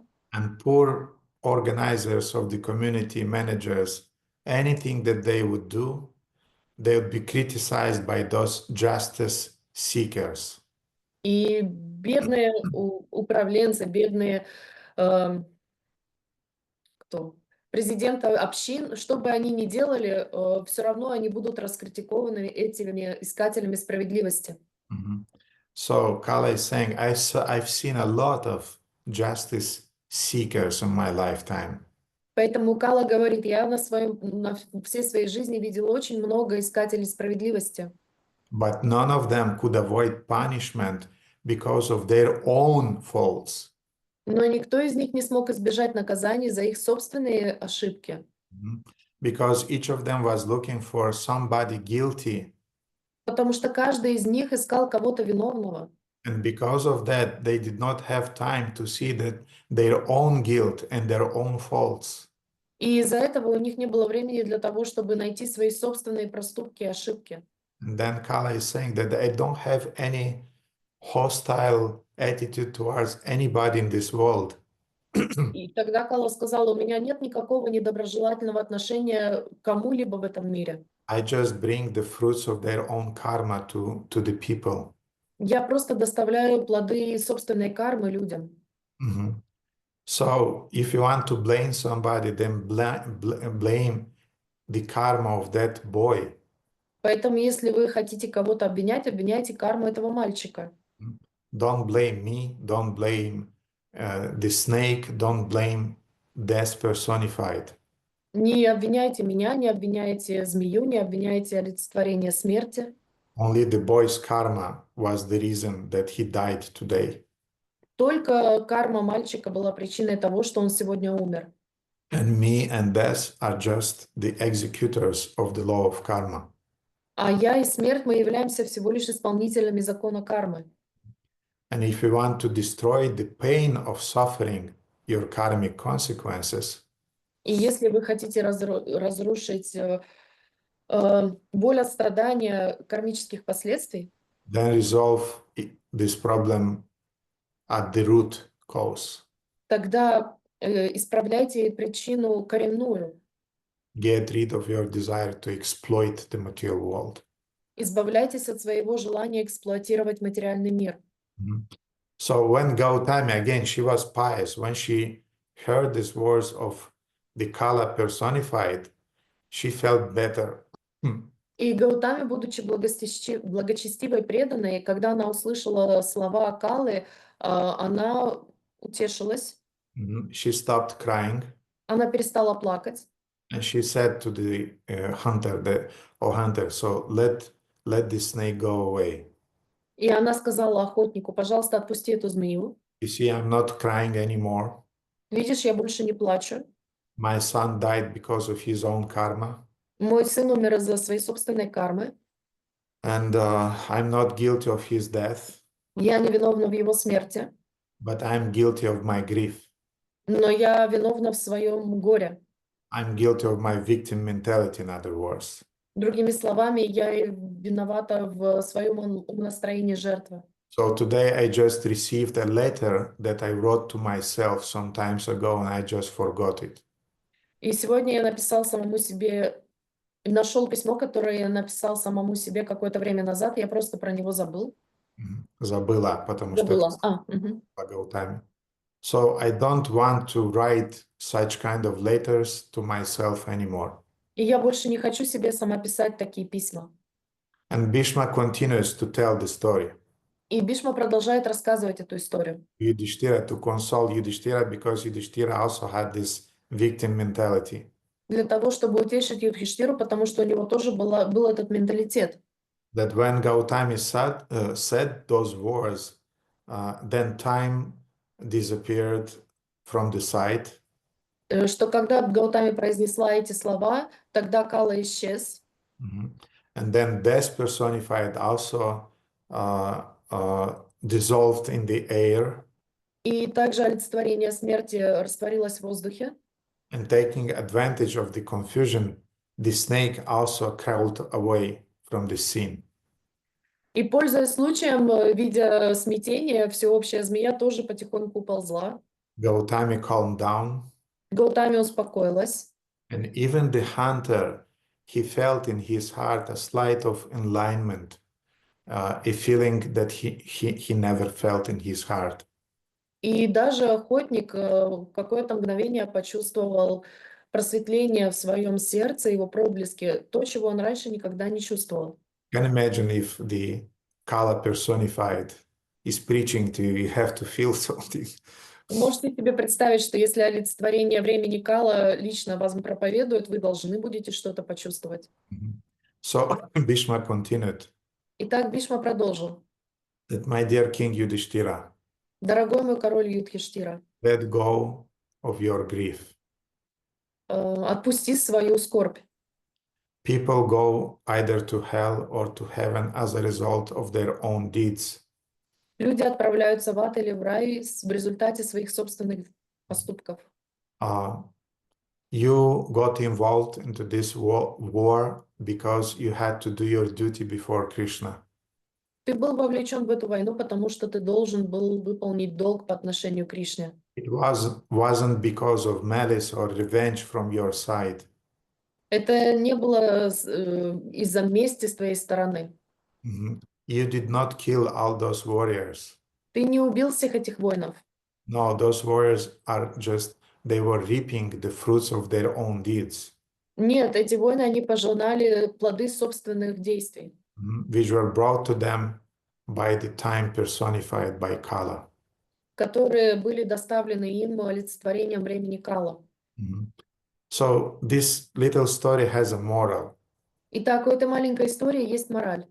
That the hunter in this story, he's personifying people who are justice seekers.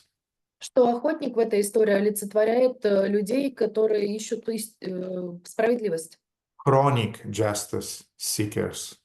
Хронические искатели справедливости. And justice seekers who are short-sighted. И искатели справедливости узконаправленные, мыслящие узко. Or very, very vengeful by their nature. Или очень мстительные по природе своей. Or just seeking a noble cause to be angry and to demand justice. И те, которые просто ищут причину для того, чтобы гневиться и таким образом искать справедливости. And they are just seeking a cause, noble cause, to become the judge. Они просто ищут благородную причину для того, чтобы осуждать. And it's very interesting that sometimes the things that these justice seekers are saying, I mean, they're correct. И очень интересно, что вещи, которые говорят эти искатели справедливости, они верны. Иногда. Иногда. But just because they have this mentality that I want to be the judge, I mean, you feel a kind of like disgusted. Но только из-за того, что у них есть этот менталитет, что они хотят быть судьей, вы чувствуете отвращение. The cause may be noble. Причина, возможно, благородная. But because this chronic justice seeker is involved in this issue and he is promoting his own issue, you got disgusted and you don't want to get to be involved. Но поскольку есть определенная issue, как причина, по которой он это делает, он вовлечен в эту причину, он в ней копается, вы чувствуете некое отвращение. So then Gautami in this story is referring to people who, like Yudhishthira, they have the tendency to blame themselves for everything that is happening in life.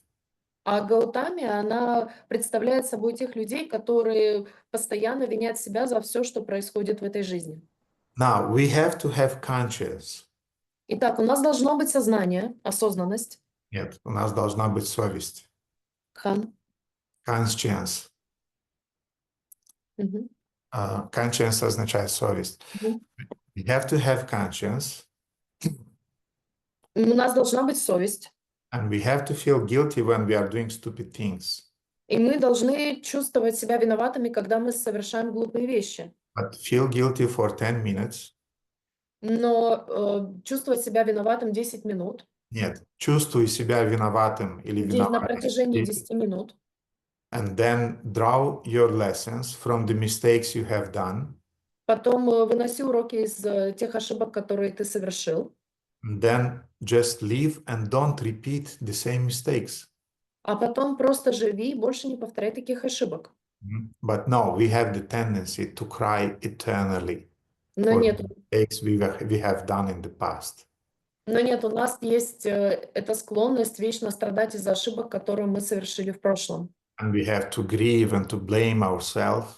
И мы хотим скорбить, и мы хотим обвинять себя. And the pinnacle of our inner enjoyment is when we suffer and the close people around us also must suffer.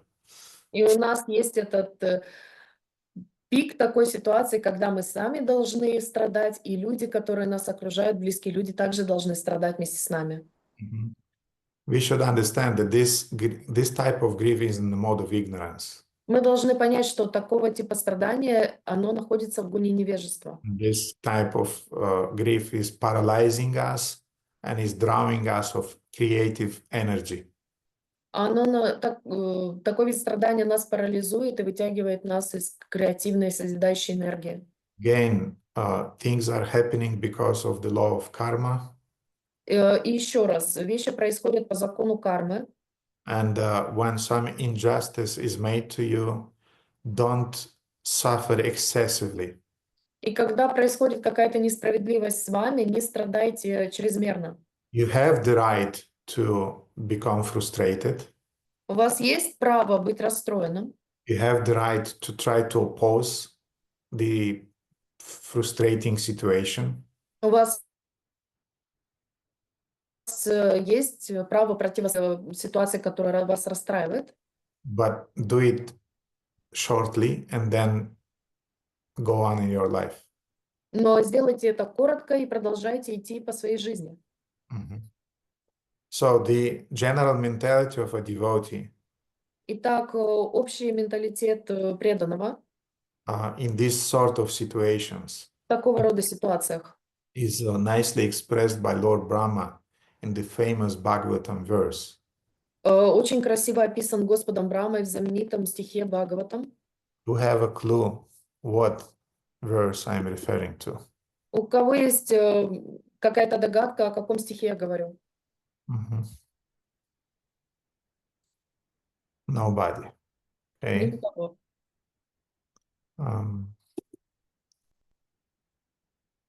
Baladeva, any idea?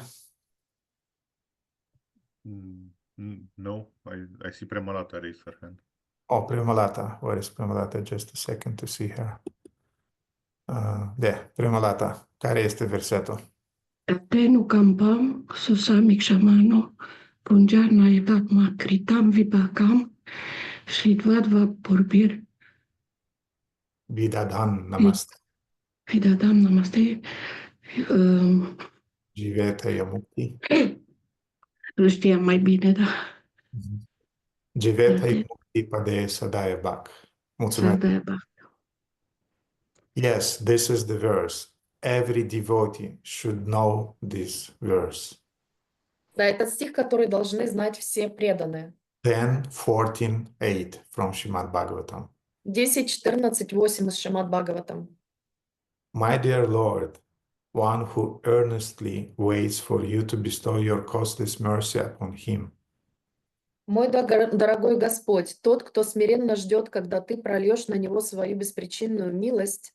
Мне нравится, как Бхактивигьян Махарадж перевел этот стих. Тот, кто, как вы сказали, Кришнаханта, тот, кто смиренно, да? Да, тот, кто смиренно ждет, когда ты прольешь на него свою беспричинную милость. Бхактивигьян Махарадж перевел это тот, кто безропотно ждет, когда ты прольешь свою милость. И безропотно, более, на мой взгляд, более точный перевод.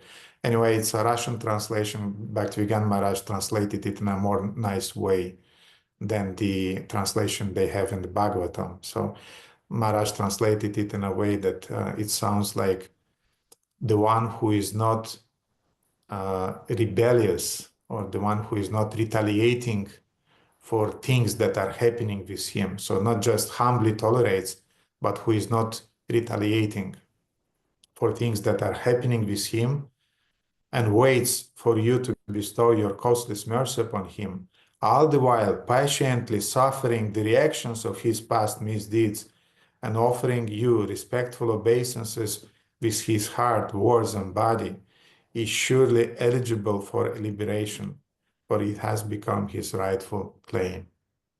Терпеливо снося все последствия своих прошлых ошибок и почитая тебя в сердце словами и телом, несомненно достоин освобождения, которое становится его законным правом. Tatenu kampam sushamikṣamano bunjane vatma kritvak kritam vipakam kritvakva purbirivdadam namaste jivetaya muktipadeya sadayabhak.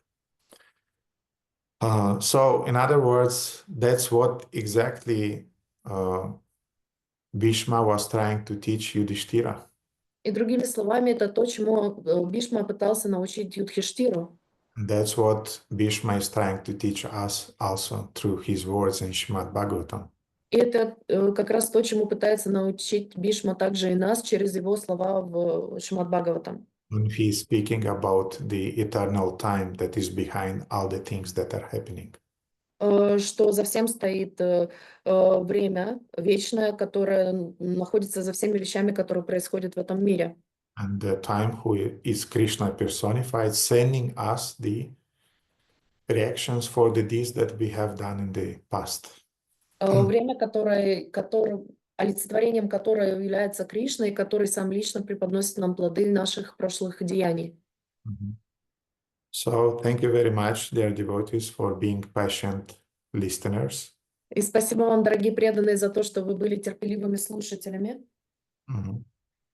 And I'll bookmark the next verse that we'll read next Friday. Я помечу следующий стих, который мы прочитаем в следующую пятницу. We'll start with the 16th. Мы начнем с 16 стиха. Which Bhīṣmadeva will openly say that actually Krishna is behind everything. В котором Бхишма напрямую скажет, что на самом деле Кришна стоит за всем. Everything is happening because of Krishna's plan. Все происходит согласно плану Кришны. But that we'll discuss next Friday. И это мы с вами обсудим в следующую пятницу. Do you have any questions? Maybe something wasn't clear in the today's discussion, and let's clarify it. И если у вас какие-то вопросы, если что-то было непонятно в сегодняшнем обсуждении, давайте с вами это обсудим. So, Krishna Kanta, please. У меня снова глупый вопрос. Если справедливость, если мы не должны искать справедливости, ну, почему тогда существует Махарадж, Юдхиштира? Почему так сильно на этом ставится акцент? Ну, я коротко, чтобы не впускаться в подробности, возможно, вы мне объясните, потому что иначе смысла тогда нет в их существовании и в целом кармы. It's a question about the justice. If we should not look for justice anywhere, if everything is by the mercy of Lord and stuff, why we have Yudhishthira, why we have Yamaraj, and why there are so many points in spiritual texts about justice itself? Krishna Anta, with all respect, but you were not attentive. Кришна Канта, со всем уважением, но ты не была внимательна. I intentionally pointed out Я специально на это указал. that you may have a natural psychological reaction to demand justice. У вас должна быть, вы можете иметь естественную психологическую реакцию для того, чтобы требовать справедливости. But it should not be excessive. Но она не должна быть чрезмерной. It should not become chronical. Она не должна быть хронической. You should not transform yourself into a chronical justice seeker in life. Вы не должны превращать себя в хронического искателя справедливости. So when things are happening and they're not they're not just. Когда вещи происходят, и они не являются справедливыми по отношению к вам. As a human, you have the right to express your frustration, Как у человеческого существа у вас есть право проявлять это, говорить об этом. when the case and the situation demands it, you have to maybe go to the court or do whatever is needful to do. И когда того требует ситуация, можно обратиться в суд или можно как-то решать этот вопрос. Нужно делать то, что необходимо делать. But in the back of your reaction have to be the understanding that in the final end, everything is controlled by the Lord, and I'm just receiving my karmic reactions now. Но за всем этим должно быть понимание того, что все, что сейчас происходит со мной, происходит по воле Господа, и я получаю реакции своих поступков. I'll make an attempt to correct things Я попробую скорректировать вещи, исправить их from the external point of view, с внешней точки зрения. but from the internal point of view, I have to remember finally what's it about. Но внутренне я должен осознавать, что за всем этим стоит, что происходит. In other words, Другими словами, if my son will die, если мой сын умрет, I'll cry. я буду плакать. And yes, some thoughts will come to my mind, will cross my mind, why this happened. Да, и, возможно, будут меня посещать мысли, почему это произошло. It's not just for a kid to die prematurely. Несправедливо, что ребенок умирает досрочно. And maybe we have to arrange the healthcare system in our country and maybe do other things that will prevent in the future the premature deaths of children. И тогда мы должны позаботиться о здравоохранении в нашем государстве для того, чтобы предотвратить преждевременную смерть детей. And I will give my votes to certain political parties И я отдам свой голос определенным политическим партиям, for standing for that. для тех, которые будут этим заниматься. But as a spiritualist, as a devotee in the final end, I understand everything is in Krishna's hands, and those boys are dying because of their sinful karmic reactions from the previous lives. Но как человек духовный, как преданный, я буду осознавать, что эти мальчики умирают из-за своих кармических поступков в прошлом. And I sent you those two verses from Yoga Sutra of Patanjali. И я послал вам эти два стиха из Йога Сутра Патанджали. And it's relevant, therefore I want to share them with devotees. Они относятся к этому, поэтому я хочу поделиться и с преданными ими. Because they expressed the spiritual understanding of things behind the external that we see.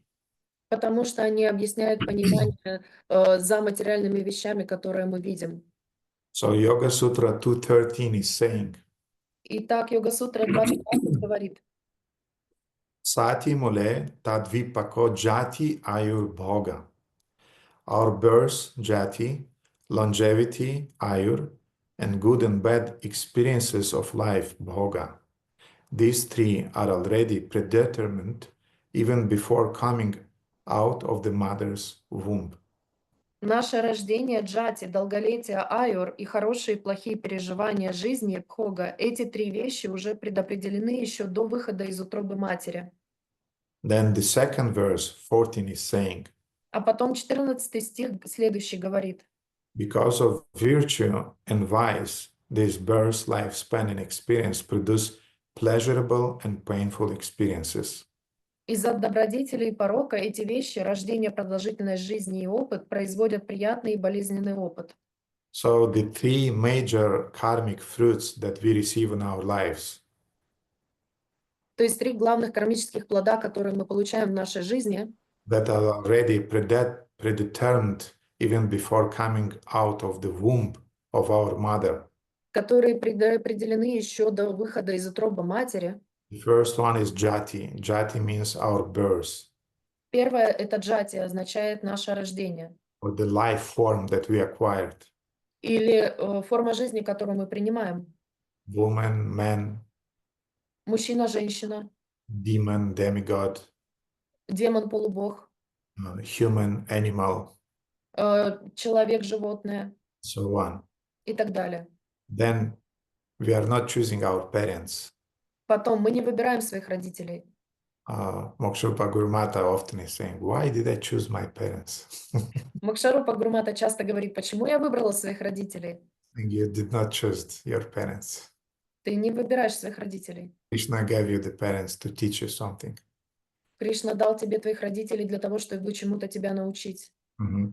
So the country that we were born, the nationality that we were born, Страна, в которой мы родились, национальность, в которой мы родились, the shape of our nose, форма нашего носа, the color of our eyes, цвет наших глаз, the color of our hair, цвет наших волос, the gigabytes of our intelligence. гигабайты нашего интеллекта. This is everything is predetermined even before we were born according to karma. Все это было предопределено в соответствии с кармой. Therefore, the body in Sanskrit is called karma chitta. Поэтому тело на санскрите называется кармачита. The personification of the accumulated karmic reactions. Олицетворение накопленных кармических реакций. Yes, your body is karma chitta. Да, ваше тело является кармачитой. Then the second element that is described in these verses И следующий элемент, второй, который описан в этом стихе, is called ayu, называется аюр, like in Ayurveda, как в аюрведе, which means life, longevity, lifespan. которое означает жизнь, долгожительство, продолжительность жизни.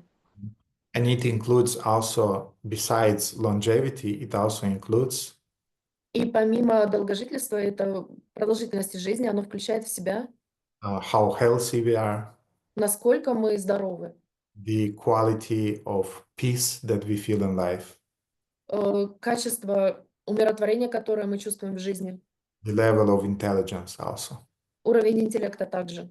And the third element was bhoga, И третьим элементом была бхога, the totality of pain or happiness that we feel in our lives.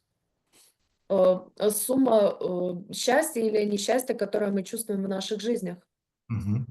This is all, everything is predetermined by our former past deeds. Это все предопределено нашими прошлыми поступками. We have to remember that. Мы должны помнить об этом. But it doesn't mean that if our, I don't know, neighbor, Но это не означает, например, что если наш сосед he is burning our door, сжигает нам дверь, then we don't go to the court. что мы в суд не идем. We go to the court. Мы идем в суд. But we remember that in the final end, I received some karmic reaction, and now just to not encourage him to repeat that stupid thing, I'll go to the court.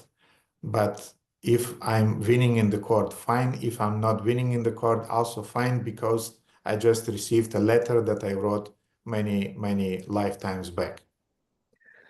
Это не означает, что мы не пойдем в суд, если он нам подожжет дверь, да, мы туда пойдем, но в то же самое время мы будем осознавать, что я получаю сейчас кармические реакции за свои прошлые действия, и для того, чтобы предотвратить еще одно поджигание от соседа, я пойду в суд, но если я проиграю, все нормально, и если я выиграю, тоже все нормально, потому что это было предопределено.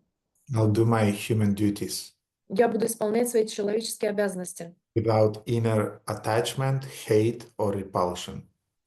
Без внутренней привязанности, состояния гнева или импульсивности.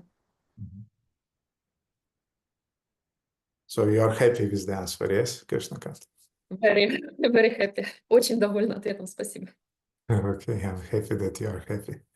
Okay, Я рада, что ты рада. Екатерина.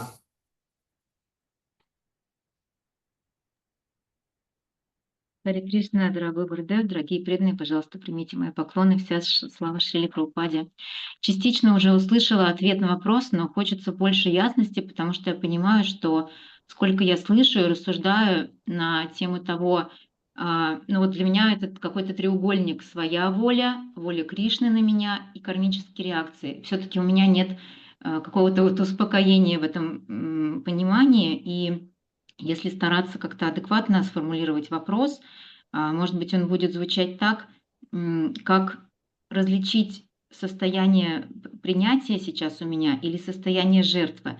Я частично уже услышала, но если это вот не какие-то критические ситуации, да, когда кто-то поджигает дверь, надо идти в суд, если это что-то вот более масштабное, широкое, условно говоря, выбор деятельности или выбор, как поступить.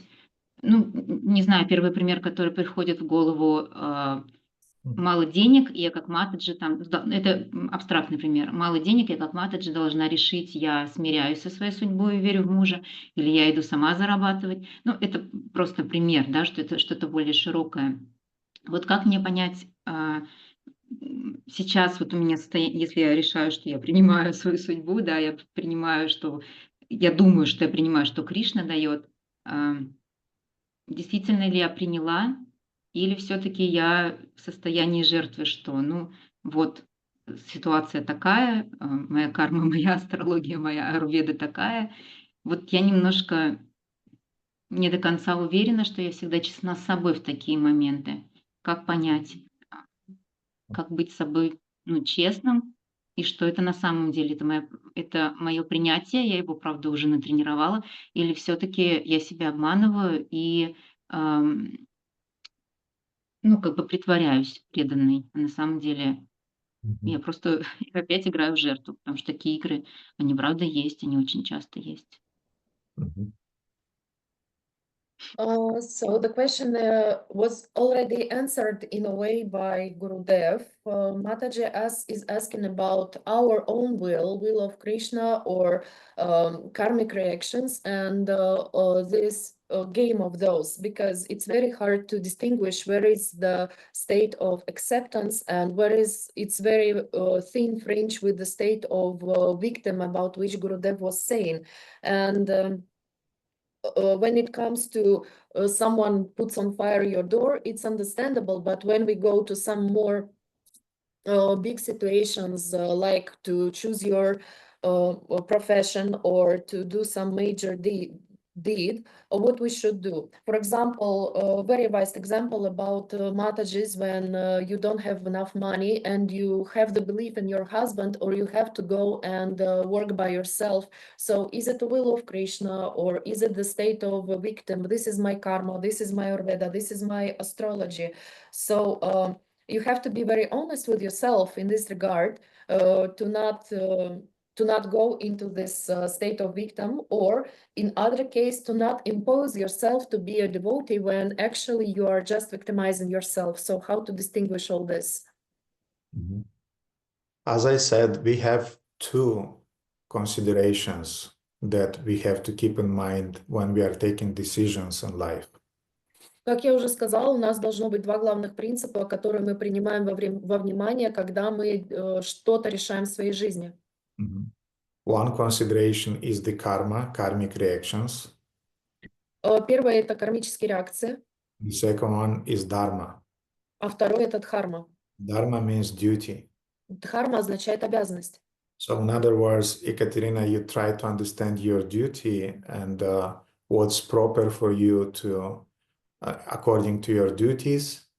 Другими словами, Екатерина, ты пытаешься понять свои обязанности и должна понять, что включает в себя твои обязанности.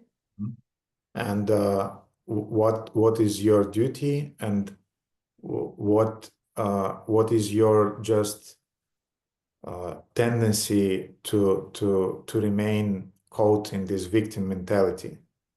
И ты должна понимать, где твоя обязанность заканчивается, начинается склонность к тому, чтобы ощутить себя в этом умонастроении невинной жертвы. And what I want to say is that the more devotee advance to the mode of goodness, the more clear for him or for her becomes regarding his or her duty in this particular situation. Я вам хочу сказать, что чем больше преданный прогрессирует в гуне благости, тем более ясным для него становится его обязанности, его дхарма в той или иной ситуации. Because different situations require different reactions. Потому что разные ситуации требуют разной реакции. And how to say, two persons in almost the same situation, they'll have different duties. Два человека в абсолютно одинаковой ситуации будут иметь разные обязанности. Therefore, you formulated your question quite generally. Ты очень, в общем, свой вопрос сформулировала. So this is the general answer. И поэтому тебе такой общий ответ будет дан. That you take in consideration your duties, your dharma. Ты принимаешь во внимание свои обязанности, свою дхарму. A woman has dharma. У женщины есть дхарма. A mother has a dharma. У матери есть дхарма. A wife has a dharma.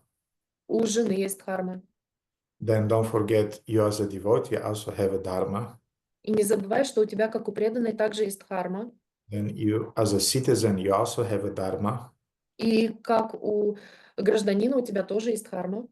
And you have to reconcile which dharma now is more prominent and requires me to act according to these dharmic principles. И ты должна понять, какая в этой конкретной ситуации превалирует дхарма из всех дхарм, которые у тебя есть, и действовать в соответствии с ней.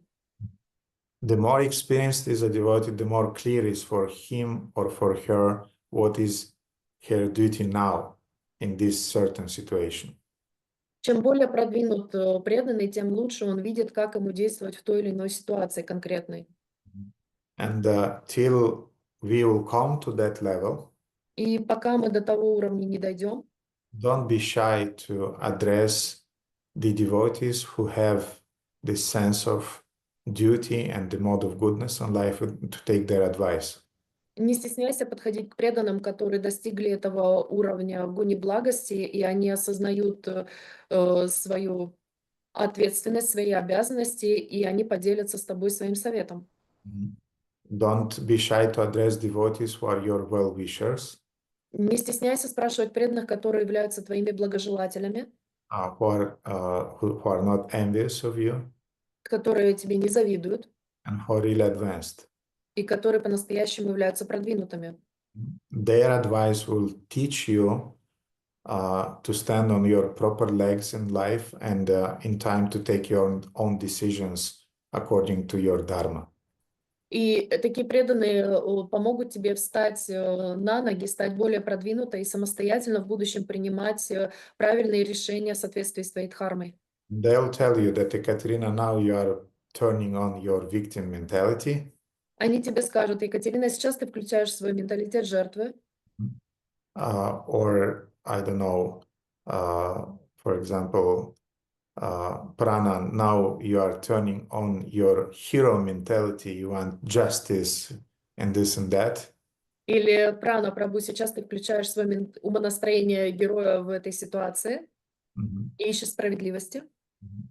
And Arirada, no, you should not do that or that, but you should do your dharma now. Или Ария Радха, ты должна сейчас делать не это и не вот это, а ты должна сейчас следовать своей дхарме. And in time, by this kind advices from devotees, we learn ourselves to take proper decisions. И так со временем, обучаясь у старших преданных, мы начинаем принимать правильные решения сами. And we learn to see the distinction when our false ego is activated. И мы различаем, когда вступает в силу наше ложное эго, When our mind is activated, когда наш ум активируется, our laziness are activated, наша лень активируется, or our past samskaras are activated. или наши прошлые самскары активируются. And we learn to perceive them from a side and to take a proper decision, balanced decision. И мы учимся воспринимать всю ситуацию со стороны, и мы принимаем сбалансированное решение. But Ekaterina, again, if you'd ask a more specific question, for example, I have the choice between this job and that job, or not to go to the job, and I have a kid, I have a husband, we have this amount of money monthly, and this is what we have to pay for our bills, then according to that, I'll say, Ekaterina, this is your dharma now. You should go to the work, or no, you should not go to the work, let your husband work now. So the more specific question will be, the more specific answer will be. Но, Екатерина, если ты хочешь быть более конкретной и специфичной в своем вопросе, и ты спросишь, например, выбирать мне эту деятельность или вот эту, или вообще идти ли мне на работу, потому что есть ребенок, потому что муж зарабатывает вот столько, у нас такой финансовый режим, мы тратим вот столько, что нам делать в такой ситуации. Если ты ко мне подойдешь с таким конкретным вопросом, то ты получишь вполне конкретный ответ, что тебе нужно делать вот это в такой ситуации или нет, здесь твоя дхарма вступает в силу. And I could get involved into that. Я мог бы в это все вовлечься. I'm trying to avoid that Я стараюсь этого избегать, because I want you to connect you to local devotees, local senior Vaishnavas. потому что я хочу, чтобы ты связалась с местными старшими преданными, старшими вайшнавами. In the case that local devotees, they are not sure about your duties, then I can get involved also. И если старшие преданные не могут решить, как правильно тебе поступить в данной ситуации, какие обязанности тебе нужно исполнять, я тоже могу в это вовлечься и помочь тебе с этим. But I'm quite confident in your intelligence, and I'm sure you'll learn at least to take proper decisions. Но я очень уверен в твоем интеллекте. Я думаю, что ты сможешь принять верное решение и следовать ему.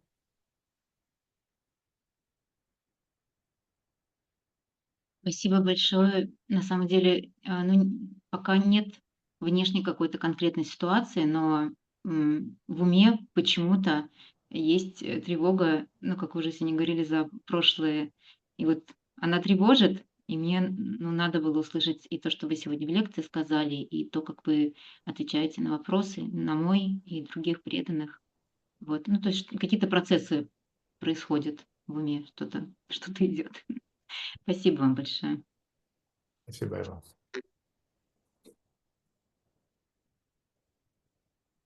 Okay, Arirada. Hare Krishna, Gurudev. Thank you very much for the lecture. I have two questions. Maybe I ask first and you tell me then if I can ask the question. So regarding this victim mentality and the feeling of guilt, how can I replace these feelings if my intelligence is saying that this is a fact and is a truth that is your karma, is your guilt, you're just... there are your action that brought you here, so it's very hard to think, to let it go and to think Tantenu Kampan Shukshami Shumano in terms of that verse, because I see that is my fault actually. And what do I need in order to replace this? Is it spiritual strength, mode of goodness, some benediction, or is just hard work to try to replace that program with something else? And with what should I replace it?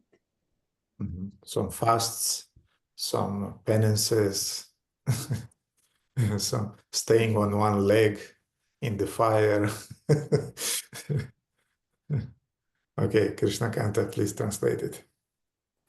У Матаджи два вопроса, и сначала она хочет получить ответ на первый вопрос, если можно будет задать второй. Это про умонастроение жертвы и чувство вины, которое у нее возникает, и от этого очень трудно избавиться, потому что ее ум сразу начинает говорить о карме, о плодах ее действия, о результатах ее действий, которое привело ее в эту ситуацию, и она осознает, что это, по сути, ее вина, что она оказалась в этой ситуации, и каким образом от этого избавляться, что нужно делать? Нужно больше практиковать, нужно больше в гуну благости погружаться, или это тяжелый труд для того, чтобы достичь такого умонастроения более возвышенного, и Гурудев добавил, что, возможно, нужно добавить черный пост на воде или стоять на одной ноге в огне и так далее. Aryarada, I want to remind you that you are a member of Krishna Consciousness Society and not Guilt Society. Ария Рака, я хочу тебе напомнить, что ты являешься членом общества сознания Кришны, а не членом общества вины. And this is the problem of our devotees in Krishna Consciousness Movement. И это проблема наших преданных в движении сознания Кришны. We forget about Krishna. Мы забываем о Кришне. You forget that Krishna loves you Мы забываем, что Кришна нас любит. in spite of your guilt, Независимо от вашей вины, in spite of your faults, независимо от ваших проступков, in spite of your karmic reactions. независимо от ваших кармических реакций. Besides that, you forget that your spiritual master knows you very well, Помимо этого, вы забываете, что духовный учитель знает вас как свои 5 пальцев, and he loves you and appreciates you in spite of your guilt, in spite of your mistakes, and in spite of your conditionings. и он любит вас независимо от того, сколько вы совершили ошибок, сколько у вас вины и сколько раз вы ошибались.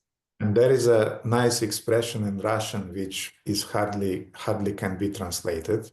И есть очень красивое выражение на русском, которое едва ли можно перевести. And this expression is something like that Krishna is sneezing at your faults and your conditioning. И это звучит так: Кришне чихать на твои проступки, ошибки. Krishna knows your potential. Кришна знает, какой у тебя потенциал. And therefore, there's a very, very beautiful prayer that I'll share with you. You just remind me, but I'll give you the exact verse. И поэтому я хочу поделиться с вами очень красивой молитвой. Вы мне напомните, я хочу поделиться с вами точными словами этой молитвы. And this prayer really helped me overcome my sense of guilt. И эта молитва действительно помогла мне превзойти состояние вины.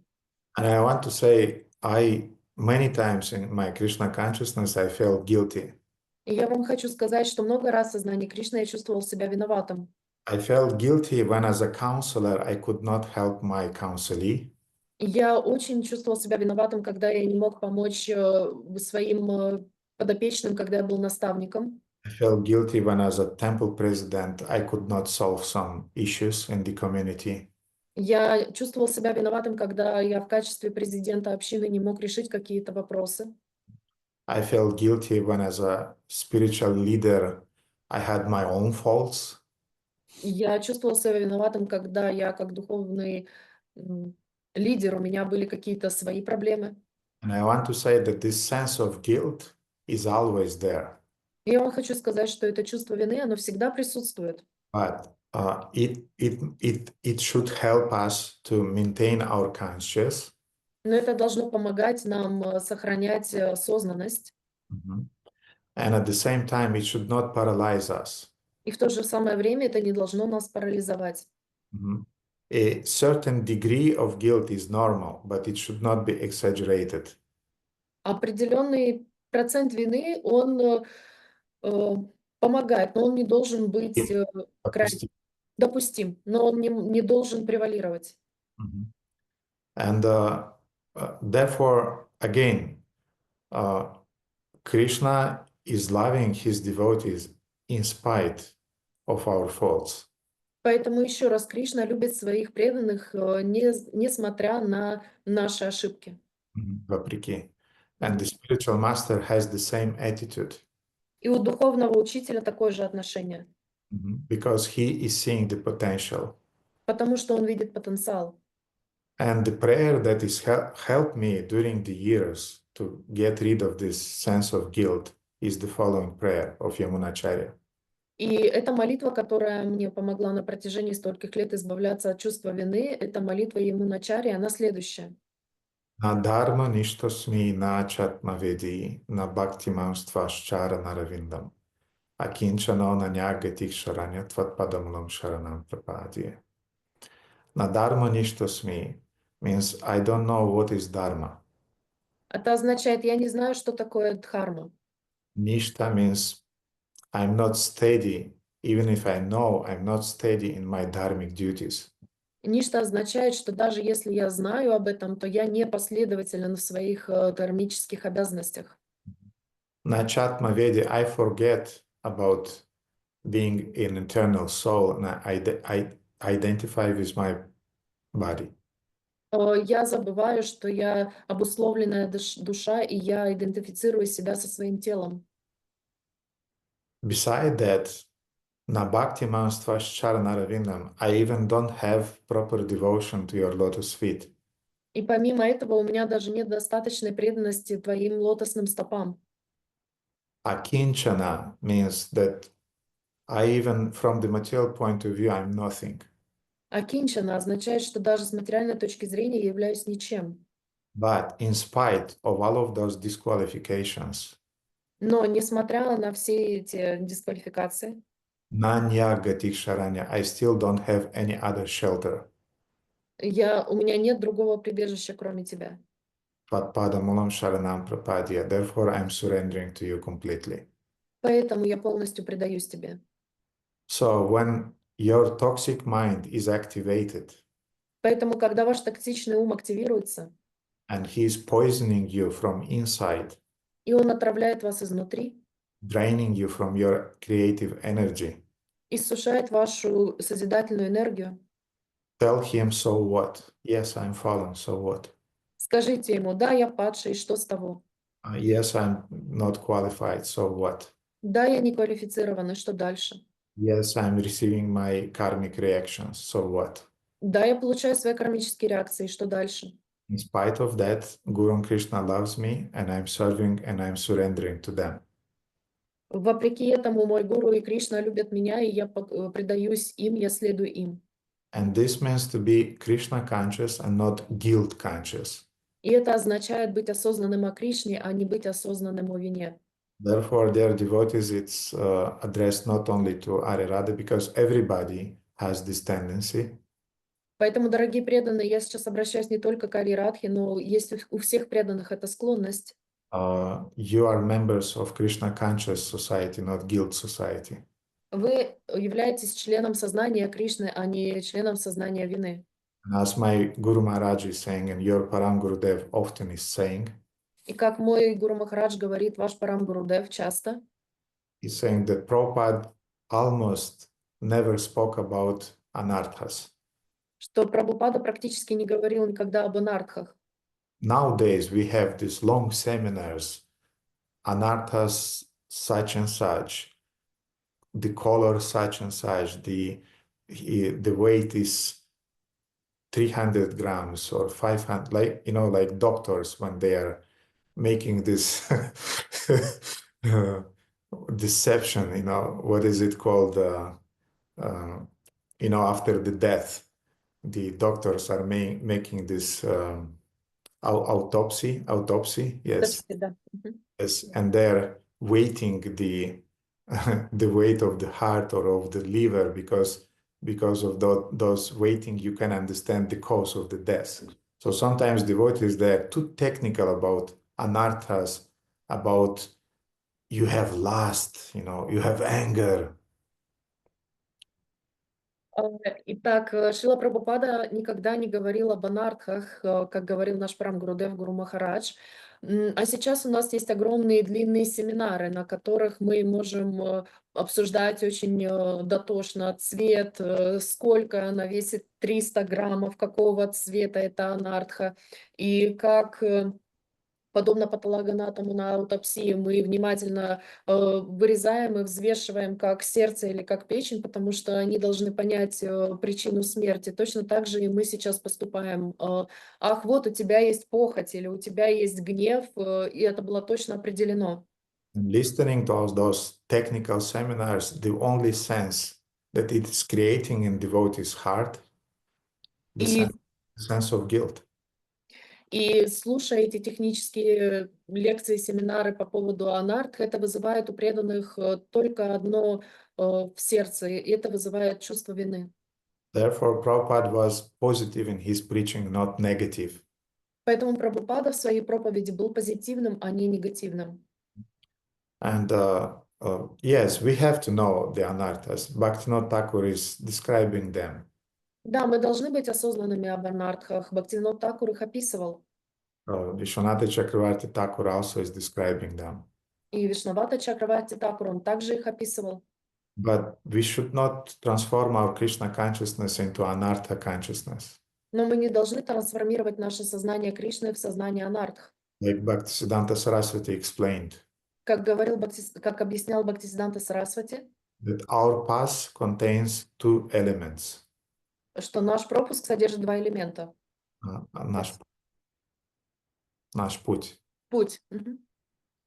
We have anartha nivriti from one side, У нас, с одной стороны, есть анартха ниврити, and we have artha pravriti from another side. а с другой стороны артха праврити. And he said to his devotees И он говорил своим преданным, that mainly our path is contained from artha pravriti, not anartha nivriti. что наш путь большей части своей состоит из артха праврити, а не из анартха ниврити. Artha pravriti means a positive approach to cultivating your taste for Krishna Katha, for Kirtan, for the things that is enlivening and purifying your soul.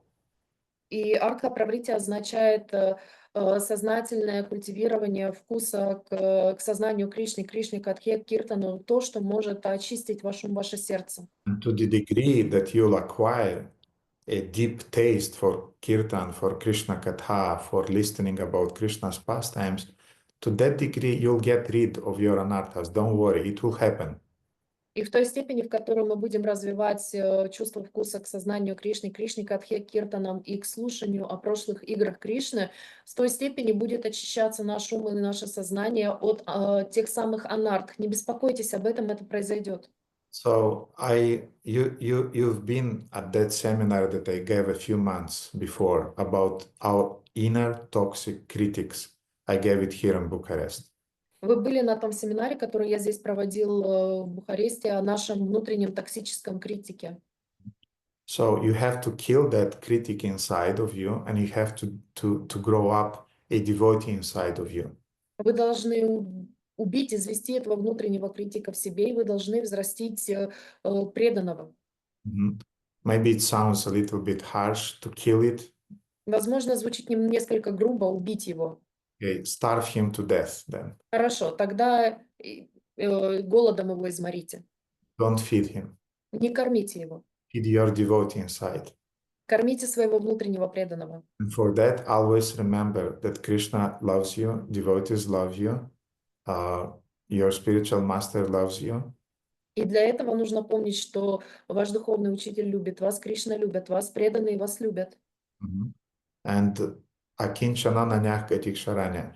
In spite of my faults, I'm still surrendering to you, Krishna, and I know that you'll accept me.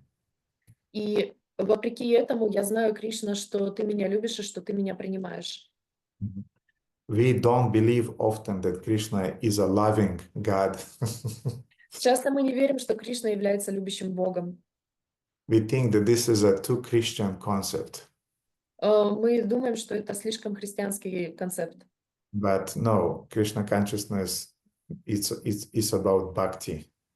Но нет, сознание Кришны, оно об бхакти. It's about bhakti from the side of the devotee towards Krishna. Это о бхакти, которое идет от преданного к Кришне. It's also about the bhakti from the side of Krishna towards devotee. И также о бхакти со стороны Кришны к преданному. And it's interesting, in our Vaishnava tradition, we are speaking more about bhakti from the side of a devotee towards Krishna.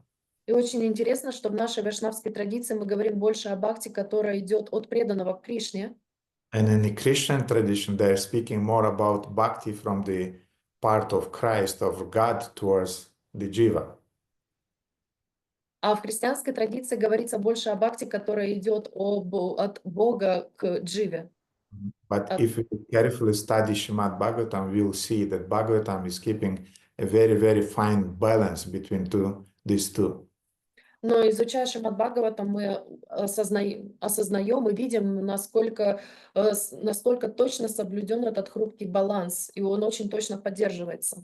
So the more you study Krishna Katha described in Bhagavatam, the more Arirada you'll be grounded in your conviction that Krishna is loving you.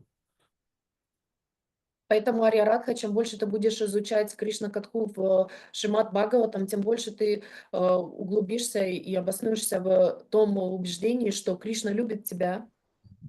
And just go on listening to your spiritual master who will explain you how those stories are applying to you now living in Bucharest in 2025. И просто продолжай слушать своего духовного учителя, который тебе объяснит, каким образом эти истории относятся к тебе, живущей сейчас в 2025 году в Бухаресте. Because this is also one of our problems. We cannot apply those stories. We think that this happened with Nrsimhadev is saving only Prahlad Maharaj. Потому что у нас есть проблема, мы не можем на себя применить эти истории. Нарисимхадев только Прохладу Махараджа спасает. He is not thinking about Arirada Devidasi. Он не думает об Ария Рада Девидасе. No, he is thinking about Arirada Devidasi and he is saving Arirada Devidasi also. Don't worry. Нет, он думает об Ария Рада Девидасе, он спасает Ария Раду Девидасе, не беспокойтесь об этом. Krishna is loving only Shrimati Radharani and Vishakha Devi and Lalita Devi.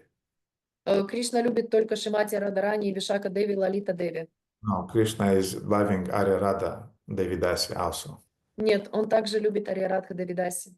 And you remember when we've been in Terkadamba, И вы помните, когда мы были в Таркадамбе, Rishikesh Maharaj asked you, what is your name? Ришикеш Махарадж спросил тебя, какое у тебя имя? You said Arirada Devidasi. Ты сказала Ария Рада Девидаси. Said not Devidasi, Arirada Gopi. Не Девидаси, а Ария Рада Гопи. And we laughed. Мы смеялись. But he said a very important truth. Но он сказал очень важную истину. Это истина на вырост, как сказать Кришнаканта по-английски, я не знаю, но... Anyway, it's a truth that you'll have to realize in the future. Это истина, которую вы сможете осознать в будущем. But still it's a truth. Но, тем не менее, она является истиной.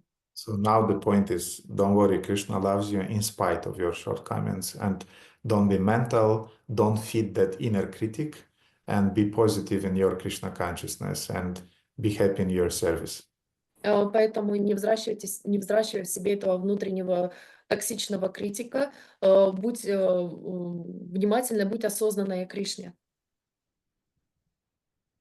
And listen to those devotees who are encouraging you and not those devotees who are discouraging you and is consciously or unconsciously growing a sense of inner guilt in you. И слушай только тех преданных, которые тебя вдохновляют, а не те, которые тебя забирают у тебя это чувство вдохновения и которые тебя помогают взращивать это чувство вины и внутреннего критика. I love very much our society for Krishna consciousness. Я очень люблю наше общество сознания Кришны.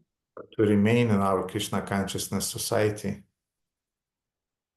Для того, чтобы остаться в нашем сознании Кришны, you also have to learn some survival skills. у вас должны быть определенные навыки выживания. I'm sorry to say that. И мне тяжело, мне грустно об этом говорить.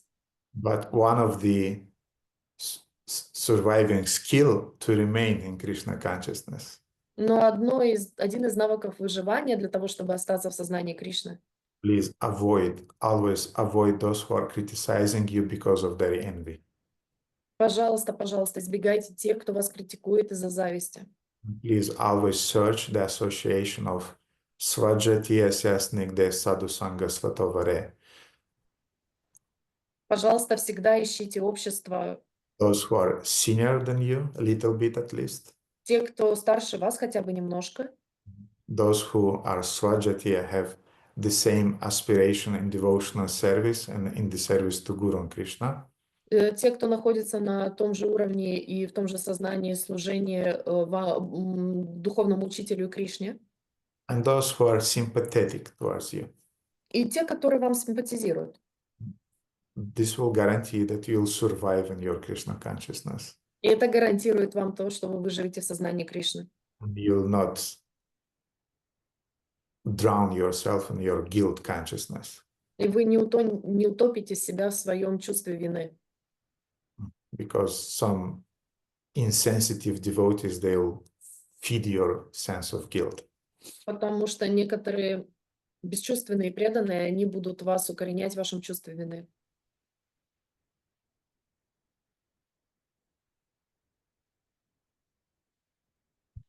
Окей. Виджай Симха Прабху, очень рад вас видеть. Харе И Кришна, доброго. у вас поднята рука, Здравствуйте. хотели что-то Да, спросить? Окей. да. Хотел сказать спасибо вам за ваше общение, за лекцию, это прям очень вдохновляет, здорово. И я хотел уточнить по поводу момента вот этого поиска истины, да, то есть справедливости. Да. То есть как понять границу, когда я могу искать справедливость, когда нет. Да, потому что когда мы, даже есть пример пандавов, их там в лес выгнали, там что-то это, они, в принципе, пытались получить власть, им не получилось. А вопрос в том, что как понять вот границу, докуда мне нужно искать справедливость, а когда я могу в этом остановиться. Потому что, ну, как пандавы, да, пример, что у них было столько проблем с тем, чтобы получить, вот, прийти, кстати, к власти. И при этом они могли же остановиться, сказать, что, ну, не судьба. Так как вы говорили, что я понял, что и принял судьбу, как бы все, и я как бы и ушел от власти. А когда вот мне нужно попробовать дожать, как у Прабхупады, да, в Джуху, когда он боролся, он же там не остановился. The question is about how to understand where you should be the justice seeker and when you should not be one, because the fringe is very thin and you can barely see it sometimes, like Pandavas when they had so many problems with inheritance of the throne and everything, or we should just leave it and say, this is not my destiny, or vice versa, this is my destiny, or we should fight it like Prabhupada did. So how we should act and how we should distinguish this thin line. You are speaking about the situation that happens in the community of a devotee, or you are speaking in your own life, a private life? Вы говорите сейчас о том, что происходит в общении с преданными, или вы сейчас говорите о своей личной жизни? О том, что это есть ситуация какая-то, которая имеет место именно в вашей жизни. Ну, я про сам принцип, да, то есть если такая большая разница, как это в моей жизни будет, либо когда это касается общества преданных, то есть как вот эти вот вообще границы себя держать. Okay. I'm talking about the principle, not about the Krishna conscious community or about my personal life, but in general, how it should be. I'll speak about my own experience. Я буду говорить из своего собственного опыта. And I'll say what I'm doing in my private life when situations are happening and in the community of devotees.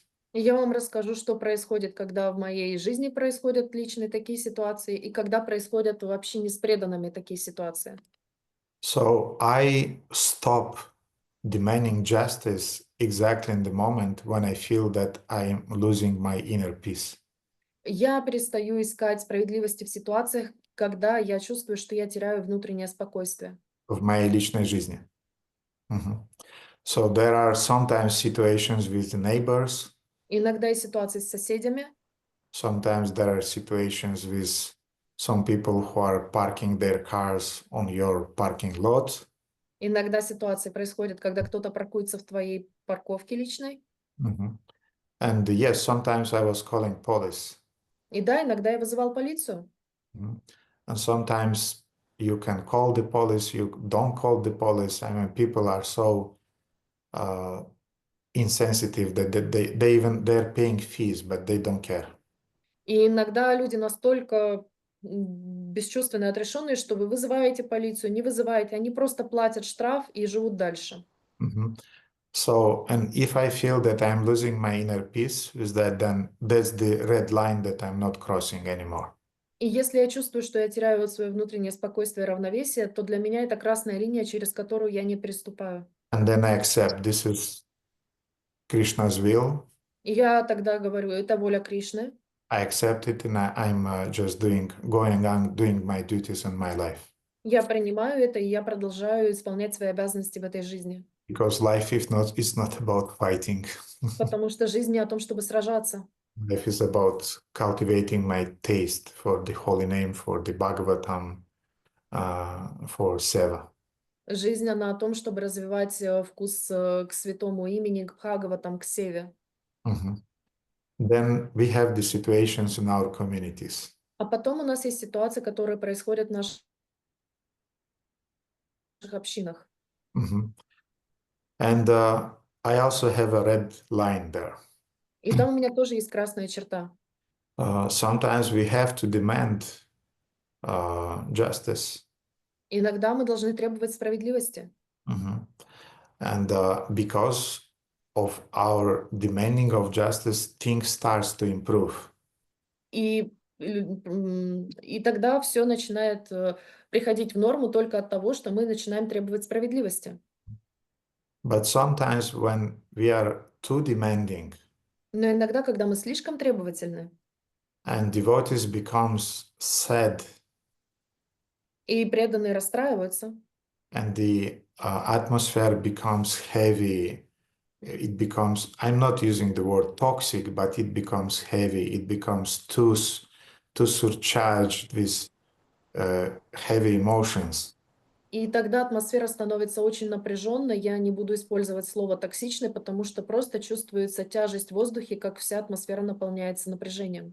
And devotees are becoming drained of their energy to preach И у преданных не остается энергии на то, чтобы проповедовать, because I'm demanding to solve some immediate issue that should be solved. потому что я требую немедленного решения вопросов, которые должны быть решены в тот момент. So this is a red line that I'm not crossing. I don't want to drain devotees of their energy. А вот это красная черта, которую я не переступаю, когда я начинаю видеть, что у преданных нет энергии на то, чтобы они проповедовали. Or for doing their sevas in the communities. Или исполнять севу для общины. Therefore, in time, I learned to demand things, Поэтому со временем я научился требовать вещи, but with a light heart, но с легким сердцем, in a constructive mood, в конструктивном умонастроении, the mood of cooperation, в умонастроении сотрудничества, and in the mood of that understanding that things will not happen today, but things will improve in time, maybe in months or even in years. И я просто осознаю, что вещи улучшатся, но это не произойдет сейчас, это произойдет через неделю, а может даже через год. And in the cases when your propositions, your demandings are not accepted by devotees, И в случае, когда ваши предложения, ваши решения не принимаются преданными, then I'm learning to have a Brahminical reaction to that, Brahminical attitude, stand to that. тогда я стараюсь выдерживать это брахманическим образом, то есть иметь брахманическое умонастроение, когда я сталкиваюсь с такими ситуациями. And what is the mentality of a Brahmana? И каков менталитет брамана?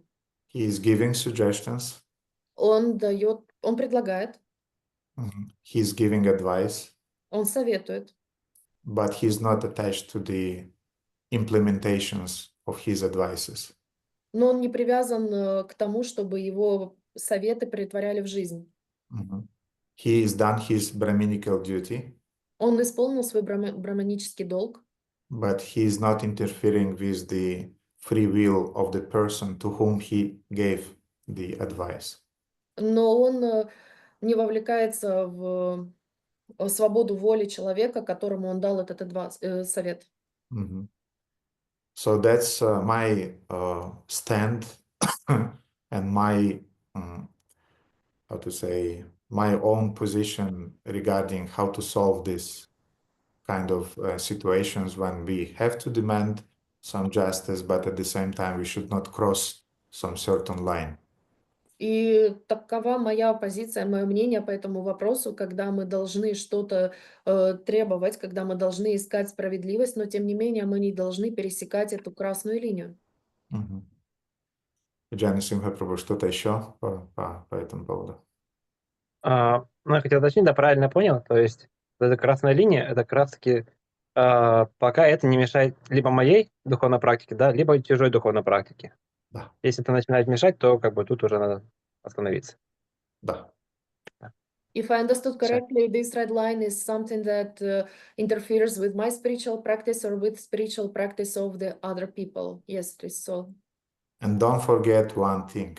И не забывайте одну важную вещь. I'm saying this to me, first of all, not for me not to forget it. Я в первую очередь себе это повторяю, чтобы об этом не забыть. Relationships are most valuable than the sense of justice. Отношения гораздо более важные, чем чувство справедливости. Sometimes you may win justice and arrange things to be solved in a just way. Иногда вы можете добиться справедливости, и все будет устроено так, чтобы эта справедливость восторжествовала. But devotees will remain with a bitter heart. Но у преданных будет тяжело на сердце. And it's not worth it. И оно того не стоит. It's better to remain in good relationship with devotees, and even if things will not work out from the external point of view, but you got the essence, you got the relationship with devotees, which is most valuable asset in our life. И, возможно, иногда лучше выбрать такое положение вещей, что не получилось, не случилось именно так, как вы хотели, не пошло все не по плану, но при этом вы сохранили взаимоотношения с преданными, и тогда вы извлекаете суть, вы берете то, что является самым ценным в нашей жизни, а это взаимоотношения хорошие с преданными.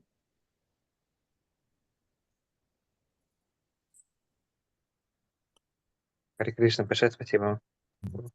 Спасибо и вам за замечательный вопрос, и очень рад вас видеть. Окей.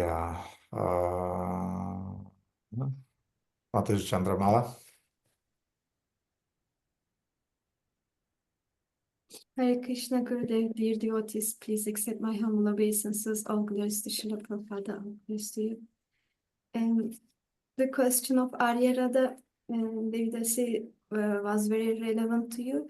Would you please also share the prayer of Yamuna Acharya with me or with everybody? I'll send it to the chat in Telegram. Okay, I'll send it there. But just Arirada, just remind me. And is there any possibility you do this seminar Inner Toxic Critic in English, or is there any devotee provide some notes to us? Yeah, I'll keep in mind. I'll keep in mind, and who knows, maybe at some Turkish festival or some Turkish during some visit to Turkey sometime. I'll give it. It's a lot of materials to be translated, a lot of things to be adapted towards your community, your devotees there. But yeah, I'll keep in mind, and thank you for the idea. Hare Krishna, thank you very much.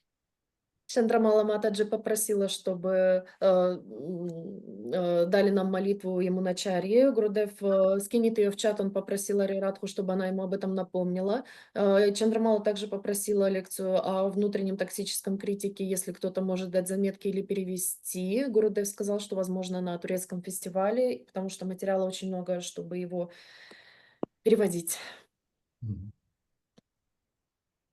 Okay.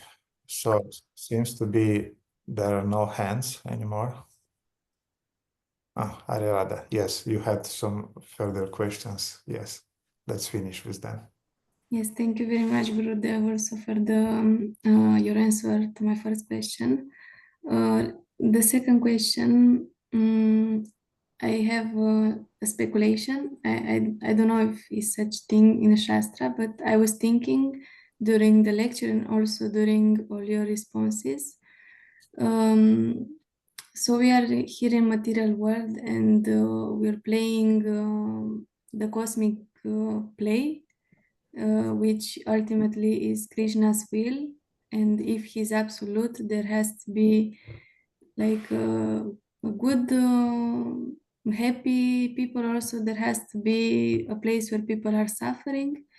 And I was thinking maybe Krishna loves us a little more because we are apart, we are here, we are suffering, and we endeavor a lot to go in the spiritual world and to build a relationship with him. So what is his feeling about people in material world in this regard?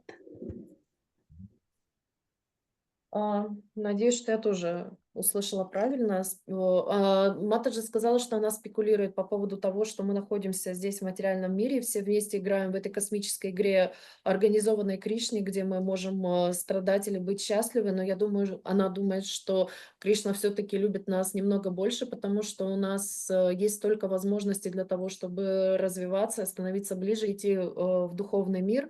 И может ли как-то это Гурудев прокомментировать?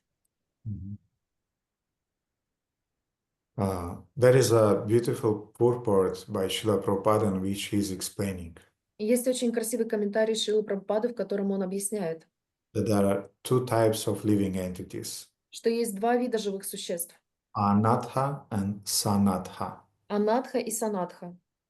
Anatha means without a master. Анатха означает без хозяина, без… Yeah. And Sanatha means the one who has a master. И санатха означает тот, у кого есть хозяин. So the living entities in the material world, generally, they are called anathas, which means they don't have a master. И обычно существа в материальном мире называются анатха, то есть без хозяина. Let's say they rejected their master. Давайте скажем так, они отказались от своего хозяина. As a result, they find himself in the custody of the material energy and the law of karma. И в связи с этим они находятся под управлением материальной энергии по законам кармы. They're unconsciously playing the role in this cosmic drama that you're speaking about. И они бессознательно играют роль в этой космической драме, о которой ты говорила. And then we have Sanatha, or devotees who accepted the master. И потом у нас есть санатха, или преданные, которые приняли учителя, хозяина. And in time, those souls, devotees, they'll go back to Krishna and they'll also will play in a cosmic play. И со временем эти преданные попадут обратно к Кришне, они будут также играть в этой космической игре, But that play will be called Lila. но эта игра будет называться лила. And the consequences of playing in those Lilas will be Ananda, will be, how do you say in English? Ananda is Плиз. bliss, yes, eternal bliss. И тогда последствием этой игры будет ананда или вечное блаженство. So we play two plays, one in the material world, which when we are doing it unconsciously, yes, this is also a lila, it's called Shrishti Lila. Итак, у нас есть игра, в которую мы играем в материальном мире, это называется Шришти Лила. And Shrishti Lila means the lila of creation of Krishna. Шришти Лила означает игра создания Кришны. It's a cosmic drama in which the living entity is playing unconsciously their roles dictated by the modes of material nature. Это космическая драма, в которой обусловленные души играют свою роль, которая и находится под влиянием гун материальной природы. Они играют свои роли под влиянием гун материальной природы. And they're playing their roles in this cosmic drama by the influence of the modes and by the influence of karma. И они играют свою роль под влиянием гун материальной природы и также под влиянием кармы. At the beginning of every of your births, karma is giving you a script. И перед началом каждого вашего рождения карма дает вам скрипт. And like, in a drama, you have to learn the script. И вы знаете, как и в драме, вы должны знать сценарий. So in the beginning of life, you get a script, it's put in your heart, and you are just playing it. То есть к вам кладется в сердце, закладывается сценарий, и вы играете его. You're doing it unconsciously. Бессознательно вы это делаете. You unconsciously are feeling like a victim. Бессознательно вы чувствуете себя жертвой. you're feeling like a hero. Чувствуете себя героем. More or less, you're oscillating between these two extremes in life. Более-менее вы мечетесь между этими двумя крайностями в жизни. And devotees, they have another script. А у преданных у них другой сценарий. The script written by the Swarupa Shakti, internal energy of Krishna. Написанный Сварупа Шакти, вечной энергией Кришны. The difference is that the devotee is playing this script in a conscious way. А разница в том, что преданные играют этот сценарий сознательным образом. Full consciousness and with full devotion and dedication. С полной осознанностью и полной преданностью и преданием. And Krishna feels pity for the souls who are unconsciously playing their roles in the material drama. И Кришна чувствует жалость по отношению к тем живым существам, которые бессознательно играют в этом драматическом сценарии. And he's feeling compassion. И он чувствует сострадание. He's delegating his compassion to his devotees. И он делегирует свое сострадание своим преданным. Because compassion means to feel the passions, the sufferings somebody is feeling. Так как сострадание означает сострадание, чувствовать чужие страдания. Krishna doesn't have the right to feel the pain. У Кришны нет права чувствовать боль, Because he have to be happy to serve his happy devotees. потому что он должен быть счастлив для того, чтобы служить своим счастливым преданным. But he understands the problem. Но он понимает проблему. He feels pain for the living condition entities. Он чувствует боль обусловленных живых существ. But he is delegating his compassion, Shakti energy to his devotees. Он делегирует свою сострадательную энергию Шакти своим преданным. Therefore, devotees are called Kripa Shakti Murti, Поэтому преданных называют Крипа Шакти Мурти, personification of Krishna's compassion. олицетворение сострадания Кришны. These devotees, they're traveling all over the world. И преданные путешествуют по всему миру. They're saying, you know, dear Jiva, И они говорят, вы знаете, дорогие дживы, you are playing now an unconscious script in this cosmic drama. вы играете по бессознательному сценарию в этой космической драме. But you can play in a blissful drama in the spiritual world. Let's go there. Но вы можете играть в блаженной драме, в духовном мире. Давайте пойдем туда. And when such a devotee is recommending to Krishna somebody, И когда такие преданные рекомендуют Кришну кому-то, that dear Krishna, this is such and such Dasa or Devidasi, and I take responsibility for him or for her, and I fully recommend him or her. Please take him or her into your consideration. и тогда такие преданные приходят к Кришне и говорят, дорогой Кришна, это такая-то, такой-то Даса или Девидаси, я беру за него ответственность, я полностью за него ручаюсь, пожалуйста, прими его во внимание.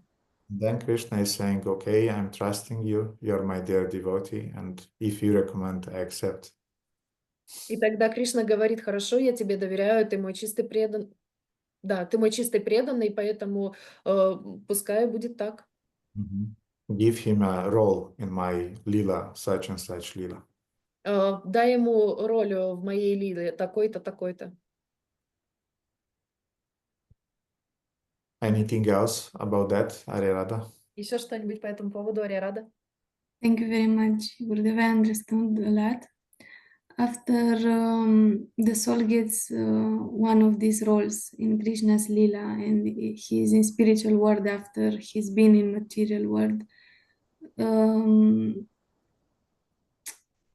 What is Krishna's attitude towards such a devotee? yes, I mean, he has any difference between such soul and someone that has been in the spiritual world forever? Okay. После того, как Кришна принимает свою Кришна-лилу преданных после материальной игры, существует ли какая-то разница между тем, что было, и отношение Кришны, между тем, что было с этой душой в отношении в материальном мире и в духовном мире? I heard a few times some senior devotees to whom I trust speaking something regarding that topic. Я слышал несколько раз от старших преданных, которым я доверяю, что они высказывались по этому поводу, but I never saw a evident pramana in some shastra regarding that. но я никогда не видел очевидной пранамы в шастре относительно этого. Pramana means evidence, Пранама означает доказательство. but seems to be that's the feelings of devotees. Но похоже, что это так чувствуют преданные. And they're saying И они говорят, that the soul that has been in the material world что душа, которая была в материальном мире and is coming to the spiritual world, и отправляется в духовный мир, Krishna is perceiving that soul in a very special way. Кришна видит эту душу очень особым образом. Why? Because that soul passed through hell and then came to the spiritual world, and that soul proved his desire to come back home, back to Godhead. Почему? Потому что эта душа прошла через ад для того, чтобы оказаться в духовном мире, и таким образом она подтвердила свое искреннее желание находиться там. And the Nitya Siddha souls, they always has been in the spiritual world. А души Нитья Ситха, они всегда находились в духовном мире. Their merit is that they never betrayed Krishna. И их заслуга в том, что они никогда не предавали Кришну. But still, the souls who betrayed Krishna in the beginning because they were foolish, Но, тем не менее, души, которые предали Кришну вначале, потому что они были глупы, but then they won again the trust of the spiritual master of Krishna by their dedication and devotion. но потом они снова заслужили доверие духовного учителя и Кришны своим поклонением, преданием. They have a special place in Krishna's heart. У них особое место в сердце Кришны. So Krishna loves both, Кришна любит и тех, и других. but still there are some, how to say, some flavors. Но все-таки различается немного вкус. And jivas who've been in the material world in hell and then came back to Krishna, they're kind of like special. И те души, которые были в материальном мире, а потом отправились в духовный мир Кришне, они особые. And I remember even one example И я даже помню один пример.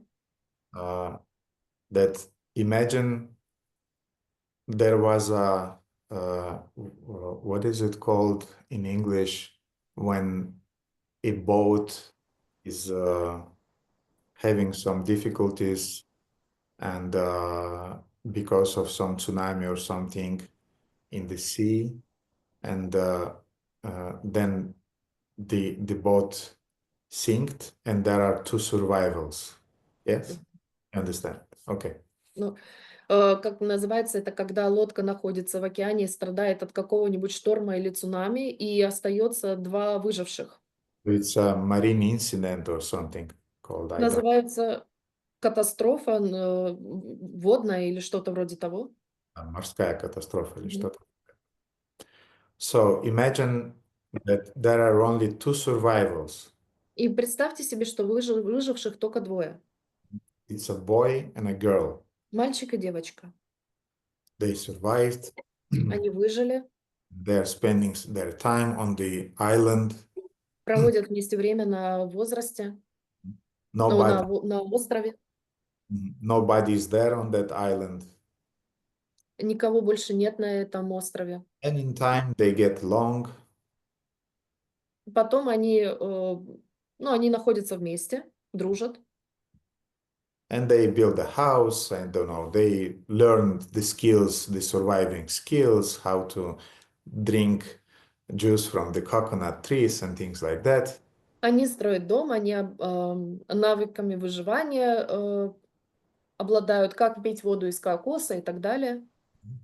And at some point, the boy is saying to the girl, И в какой-то момент мальчик говорит девочке: I love you, я люблю тебя. and you are the only sense of my life. И ты единственный смысл в моей жизни. The girl is looking at him Девочка смотрит на него. and saying, of course you are loving me, Конечно, ты меня любишь, because nobody else is there. потому что никого здесь больше нет. Therefore, of course, you don't have a choice. Поэтому у тебя нет выбора. But if, for example, 3 or 4 girls will also survive, Но если бы 3 или 4 девушки выжило, and you are telling to one of them и ты одной из них говоришь, that I'm loving you, что я люблю тебя, then the girl will take it seriously because you picked her amongst others. тогда она воспримет это всерьез, потому что ты выбрал ее из других. There were alternatives. Были альтернативы. So in the same way, Krishna is creating an alternative. Точно так же Кришна создает альтернативы. This alternative is called material world. И эти альтернативы называются материальный мир. So when you came to Krishna and you are saying him, I love you, being one time a part of this alternative world, И когда вы приходите к Кришне и говорите «Я люблю тебя», будучи раньше частью того материального мира, альтернативного, Krishna is taking this seriously Кришна всерьез это воспринимает. because you had a choice, Потому что у тебя был выбор, and you made your choice, you made your mind. и ты сделал свой выбор, ты принял свое решение. And okay, this is serious. И хорошо, это серьезно. So in that sense, the jivas who've been in the material world, Поэтому дживы, которые были в материальном мире, they had an alternative, у них есть альтернатива. but they consciously chose to love Krishna. Но они сознательно выбрали любить Кришну. Therefore, they have a kind of like a special place in Krishna's heart. Поэтому у них есть особое место в сердце Кришны. So we should not be proud of that, Мы не должны этим гордиться. but still Krishna is looking at us with some special eyes. Но, тем не менее, Кришна смотрит на нас особыми глазами. Or let's say Krishna will look at us with some special eyes. Или давайте скажем, что Кришна будет смотреть на нас особым взглядом. Till that time, we have to work on that. До того момента мы еще должны поработать. We have to prove to him that we really love him. Мы должны доказать ему, что мы на самом деле любим его. Because daily we are making our choice. Потому что каждый день мы совершаем выбор. We can fall in love with Maya Devi, Мы можем влюбиться в Майя Деви, and we are very devoted to Maya Devi. и мы очень преданы Майя Деви. Or we can say to Maya Devi that Maya Devi, I'm sorry, but I want to love Krishna, and this is my conscious daily choice. Или мы можем сказать Майя Деви, извини, но я выбираю любить Кришну, и это мой Кришну, и это мой сознательный ежедневный выбор. All the time when we are taking our beads in the hands, Каждый раз, когда мы берем джапа-малу в свои руки we are chanting attentively, и внимательно воспеваем, we are making a choice, мы делаем выбор, we are making a statement. мы делаем утверждение. When we are opening Srimad Bhagavatam and we are reading 1 hour of Srimad Bhagavatam, Когда мы открываем Шримад Бхагаватам и читаем на протяжении часа, it's a choice and it's a non-verbal statement. это выбор, и это невербальное утверждение. And Krishna is feeling. И Кришна чувствует это. I told you many times. Я много раз вам сказала. The girls are feeling immediately. Do you love her or do you love somebody else? Девушки немедленно чувствуют, если вы любите ее или кто-то еще у вас есть помимо нее. The wives, you know, they feel even 100% of lust in the man towards other women. They smell it. Да, жены, они чувствуют на 100% даже какое-то незначительное проявление похоти в отношении другой женщины. Они немедленно это чувствуют. The spiritual master, he just feel this disciple loves me or he's just living with me. Духовный учитель, он чувствует, он сразу же понимает, этот ученик любит меня или он просто находится рядом со мной. It's just a feeling. I mean, you cannot imitate love. Это просто чувство, вы не можете имитировать любовь. So in the same way, Krishna is feeling. You love him, you made the choice, conscious choice, or you are just doing some routine. И точно так же Кришна чувствует, вы его любите, вы сделали сознательный выбор, или вы просто являетесь для него рутиной. So therefore, Radha, yes, Krishna has a special feeling towards those who, life after life, were proving their love and their will to go back home, back to Godhead, and to live with Krishna and play in his leelas there in the spiritual world. Поэтому Дарья Радха отличается видение Кришны тех людей, которые которые жизнь за жизнью, находясь в материальном мире, доказывали снова и снова свою любовь к Кришне и свое желание пойти обратно домой, обратно к Богу и участвовать в его играх, служить ему и любить его.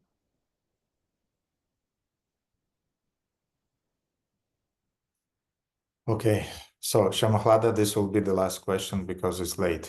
Шьямахлада, это будет последний вопрос, потому что уже поздно.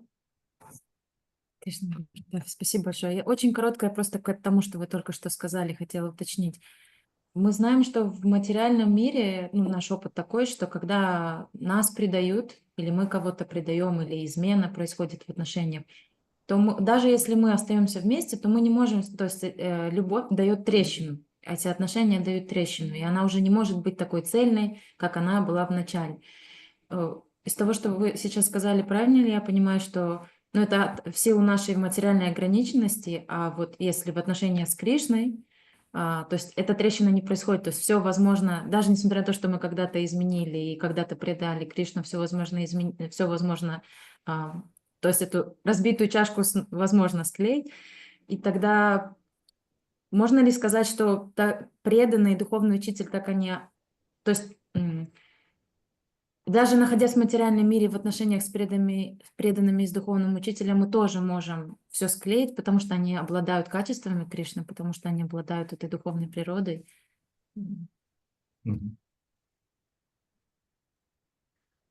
Это вопрос или утверждение?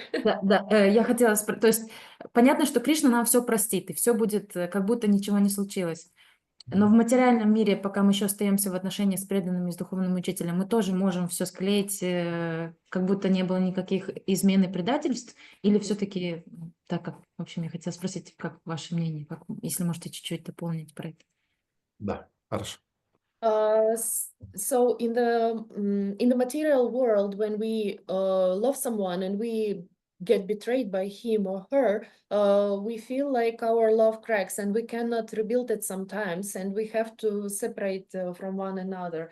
And Mataji wanted to ask this question. So if Krishna accepts us after this betrayal and he can, so to say, glue up the broken cup, is that the same thing which is happening with our spiritual master and devotees in material world, that even if we had some problems and our love cracked, is there is a chance to be forgiven and to be fully accepted, like in the case of Krishna, although it's material world?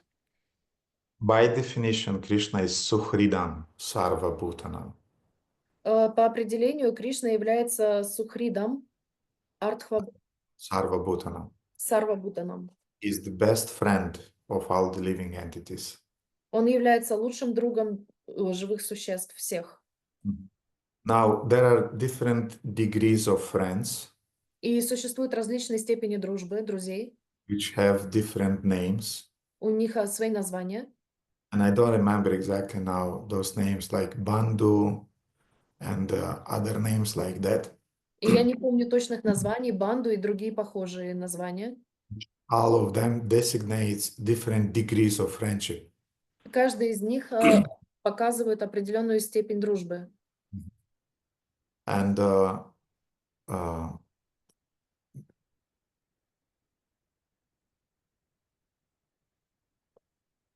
Krishna is called Suhridam. И Кришну называют Сухридом. Suhridam means the friend of the heart. Сухридом означает друг сердца. Now, in my humble experience in the material world, В моем скромном опыте в материальном мире I had two types of friends. у меня было два типа друзей. One type of friends, I call them Кришнаканта, как сказать нить на английском? Thread. Thread, yes. So one types of friends are like threads. Один тип друзей, они как нити. And I had a so-called friend who told me once, И у меня был один так называемый друг, который однажды мне сказал, you know, you made a mistake. And I did a mistake, yes. ты знаешь, ты совершил ошибку, и в самом деле я ее совершил. And now that thread is broken. И эта нить, она порвалась. And we tried to knot it, Мы пытались связать ее, and we knotted it, и мы связали ее, but still the knot is there. но все равно узел там есть. And we'll always know that the knot is there. И мы всегда будем знать, что узел там есть, присутствует. And I want to say, unfortunately, our friendship did not work И я вам хочу сказать, к сожалению, наша дружба не сработала. because exactly of this mentality from the part of that so-called friend. И именно из-за этой ментальности, которая происходила от того так называемого друга. Because year after year, I was trying to beg his excuses. Потому что год за годом я пытался попросить у него прощения. Year after year, I was trying to win his trust. Год за годом я пытался его доверие возродить. His non-verbal answer was, I'll never forgive you, I'll never trust you, even don't try. А его невербальный ответ был таким: я никогда тебя не прощу, я никогда больше не буду тебе доверять, не стоит тебе даже и пытаться. So at some point, I just gave up И в какой-то момент я просто сдался. because, I mean, he is not interested in a relationship, then that's it. I accept. Потому что если он не заинтересован в наших отношениях, тогда я сдаюсь, и на этом все. But I have other type of friends, Но у меня есть другой тип друзей, which I call them these Japanese cups. которых я называю этими японскими кружками. I made stupid mistakes towards them, Я сделала по отношению к ним очень глупые ошибки, and they forgive me. и они меня простили. Then again made some mistakes, И я снова сделала эти ошибки, again forgave me. и они снова меня простили. Like Japanese, you know, when they have these China cups, Japanese cups made from earth, you know. Как в Японии, вы знаете, есть эти чашки фарфоровые у них. When a cup like that is falling down, Когда такая чашка падает and is breaking, и разбивается, what the Japanese are doing? что делают японцы? They're gluing it with gold. Они золотом склеивают ее. You can imagine that a cup that, before being broke and after being broke, the cup that is been broke and glued with gold is much more valuable than a normal cup. И вы можете себе представить, что чашка, которая до того, как она упала, была простой чашкой, а после того, как она упала, ее склеили золотом, она является более ценной. Yes, Shamahlada, please keep your hand because I want to see it because I'm replying. No, yeah, that one, please. Thank you. Гурудев, простите, у нас отключили электричество, и я чуть-чуть пропустила, но я потом послушаю. У нас что-то ремонтируют и отключили электричество. Я повторю. So there is the second type of friends, which I am calling these Japanese cup friends. Итак, у меня есть второй тип друзей, которые я называю эти друзья японская чашка. When a Japanese cup is falling down, is getting broken, Когда эта чашка падает на пол и разбивается, then the Japanese people are fixing it, are gluing it with gold. тогда японцы, они склеивают эту чашку золотом. And you can imagine that a cup which is glued with gold is more valuable than a cup which wasn't broken. И вы можете себе представить, что чашка, которую склеивали золотом, более ценна, чем чашка, которая была не разбита. So I have the second type of friends who are like this Japanese gold glued cups. И вы можете себе представить, что у меня есть также друзья, которые подобны этим склеенным золотом японским чашкам. I made mistakes towards them. Я совершил по отношению к ним ошибки. With their emotional maturity, human kind hearts, they were gluing those relationships with gold. Но они своей эмоциональной зрелостью и своей человечностью склеивали, как золотом, эти разбитые чашки. They remained, in a sense, I can say, our husbands and our wives are like that if they continue to live with us. Я вам хочу сказать, что точно так же поступают наши мужья и жены. Несмотря на наши ошибки, они продолжают жить вместе с нами. I mean, Moksharupa was gluing our relationship already 25 years. Мокшарупа уже 25 лет наши отношения заклеивает. So you can imagine that if even in the material life, in the material world, you have friends like that, Даже вы можете представить, что даже в материальном мире у вас есть такие друзья, then what kind of a friend is Krishna? то каким же другом является Кришна? And yes, the spiritual master is reflecting Krishna's quality. И да, духовный учитель является выражением духовных качеств Кришны. And he is able to forgive. И он способен прощать. Still, sometimes you need time to prove that you're really serious in your atonement and in your regret for foolish things that you have done. И все же тебе нужно показать, что ты действительно сожалеешь о тех глупых ошибках, которые ты совершил. And to the degree that the spiritual master is qualified or a Vaishnava is qualified, he is able to forgive. И в той степени, в которой духовный учитель или вайшнав являются квалифицированными, они способны вас простить. And to glue your relationship with gold again. И снова заклеить золотом ваши взаимоотношения, склеить их. And any spiritual master who had a disciple, И любой духовный учитель, у которого был ученик, either Shiksha or Diksha disciple, Шикша или Дикша ученик, betrayed him, Плейт, who betrayed him, который его предал, who criticized him, который его критиковал, rejected him, отвергал, distanced from him, дистанцировался от него. and then in spite of those things came back to him and continued his service. И потом, несмотря на это все, вернулся и продолжал выполнять ученические обязанности, служения. Maybe he was oscillating during the years between hate and love, hate and love, hate and love. И, возможно, он метался во все эти года между любовью и ненавистью. And still then he came back to his senses and he remained with his spiritual master. Но, тем не менее, после этого он вернулся в свои чувства, в свое сознание, остался рядом со своим духовным учителем. And he remained in spite of being chastised. Несмотря на то, что его ругали, And in spite that the spiritual master sometimes took a distance from him or from her. несмотря на то, что духовный учитель дистанцировался от него или от ее, Maybe sometimes the spiritual master was shouting at him or at her, а, возможно, духовный учитель кричал на нее или на него, was angry. был зол. And if in spite of that, the disciple remains, И если, несмотря на все это, ученик остается, and the spiritual master also remains in the relationships, и духовный учитель также остается в этих отношениях, it means love. это означает любовь. This is the exact definition of love given by Rupa Goswami. Это именно таково определение любви, данное нам Рупа Госвами.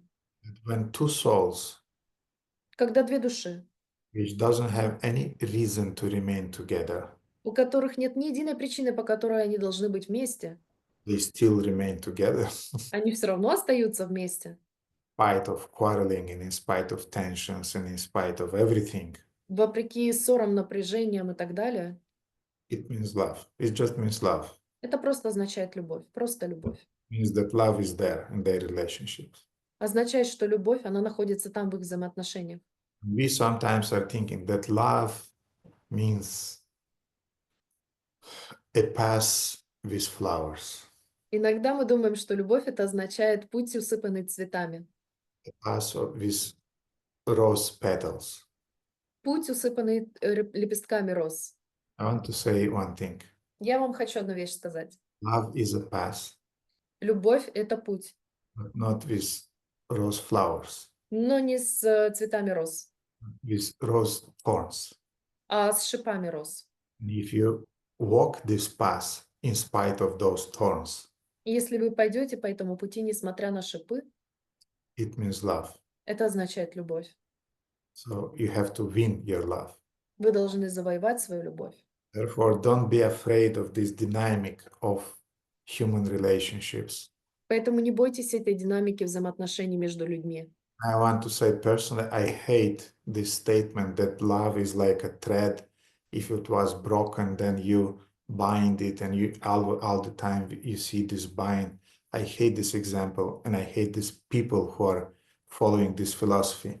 Я вам хочу сказать, что я ненавижу этот пример о том, что если два человека, они связаны нитью, вы всегда можете эту нить связать заново, быть вместе. Я ненавижу и это сравнение, и тех людей, которые... Нет, Кришнаканта. Да. Да, наверное, слово «ненавижу» оно слишком твердое. Maybe the word I hate is too strong.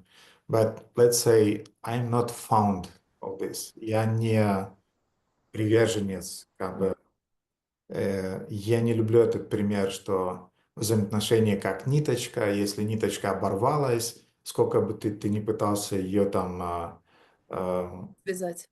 как бы завязать, эти узлы будут видны, и она будет выглядеть ужасно. Only people who have envy can say things like that. Только люди, у которых есть зависть, могут говорить такие вещи. People who cultivate love, И люди, которые культивируют в себе любовь, they'll glue their broken relationship with gold. они склеят свои разбитые взаимоотношения золотом. Now tell me at least one example of easy human relationships. И дайте мне хотя бы один пример легких взаимоотношений между людьми. Who can say that their relationship with their mothers were just impeccable? Кто может мне сказать, что их взаимоотношения с матерью были просто идеальными? Not me. Не я. Relationship with fathers. Отношения с отцами. Oh, sometimes it was a nightmare. Иногда это было просто ночным кошмаром. My relationship with my sister. Мои взаимоотношения с моей сестрой. I mean, it's a love-hate relationship going on. Это взаимоотношения любви и ненависти, которые продолжаются годами. And we'll kill for each other. И мы друг за друга убьем. Друг за друга мы убьем, если нужно будет. But we may kill each other sometimes. Но и друг друга мы можем убить, если нужно будет. Your relationship with your grandfather or grandmother, the same thing. Ваши взаимоотношения с вашим бабушкой или дедушкой то же самое. So, but you have a special bond. Но у вас есть особая связь. Therefore, devotees sometimes they have this idealistic understanding that my relationship with other devotees will be rose petals. И поэтому есть такое идеалистическое понимание у преданных, что мои взаимоотношения с преданными будут как путь с цветами роз. I'll not say the name, but I just received yesterday a letter from a disciple, lady disciple. Я не буду говорить им, называть имена, но я вчера получил буквально письмо от преданной. She said that all these trips to India together with your group Все эти путешествия в Индию вместе с вашей группой, is like a grinding mortar. это как мельница. My false ego is grinded there. Мое ложное эго там просто перемалывается. And I'm going to reply that yes, that's exactly what I was looking for. И я отвечу ей, да, это именно то, что я хотел, чтобы произошло. That's exactly why I'm taking disciples with me to India. Это именно та причина, по которой я беру с собой учеников в Индию. Grind your false ego there. Чтобы перемолоть ваше ложное эго там. And to show who you really are. Показать вам, кем вы являетесь на самом деле. So anyway, so sometimes we are thinking, yes, that the relationship with God brothers, God sisters will be rose petals. Да, иногда мы думаем, что наши взаимоотношения с духовными братьями и сестрами будут усыпаны цветами, лепестками роз. It will not be. Don't have false expectations. Не будет так, не имейте этих ложных ожиданий. It will be a path of thorns. Это будет путь, усыпанный шипами. And if you walk that path, it means loyalty and it means chastity. И если вы пройдете по этому пути, именно это и будет означать верность и лояльность. The same thing in the relationship with the spiritual master. И то же самое во взаимоотношениях с духовным учителем. Sometimes you love him, sometimes you'll hate him. Иногда вы будете его любить, иногда ненавидеть. Sometimes he'll praise you, sometimes he'll chastise you. Иногда он будет вас хвалить, иногда он будет вас ругать. But if you remain together, Но если вы останетесь вместе, then that gold will be there. там будет это золото. So in the same way, Krishna, we betrayed him at least 8,400,000 times. И также и с Кришной мы его предали по крайней мере 8 миллионов 400 тысяч раз. You know, you sometimes when you are quarreling with some of your friends, you just leave him. Иногда, когда вы ссоритесь с каким-то своим другом, вы просто уходите от него. Just unfriend him from the Facebook. Вы просто убираете его из друзей на Фейсбуке. Krishna still remains a loyal friend on our Facebooks, life after lifetime. А Кришна все равно остается преданным другом на нашем Фейсбуке жизнь за жизнью, Not leaving us. не покидая нас. He remains in our hearts. Остается в наших сердцах. He's always ready to glue the relationship with gold. И он всегда готов склеить наши взаимоотношения золотом. So this is my understanding, Shamakada. You asked for my understanding of this subject. This is my understanding. Таково мое понимание этой темы. Шримахлада, ты попросила моего мнения, оно такое.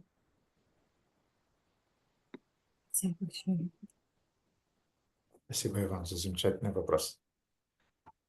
Okay, time to finish. I'll show you the deity, or let's say, I'll show you to the deity. Итак, наступило время заканчивать. Я покажу вам божеств, а точнее, я покажу божествам вас. And then we'll finish the program. И на этом мы закончим программу.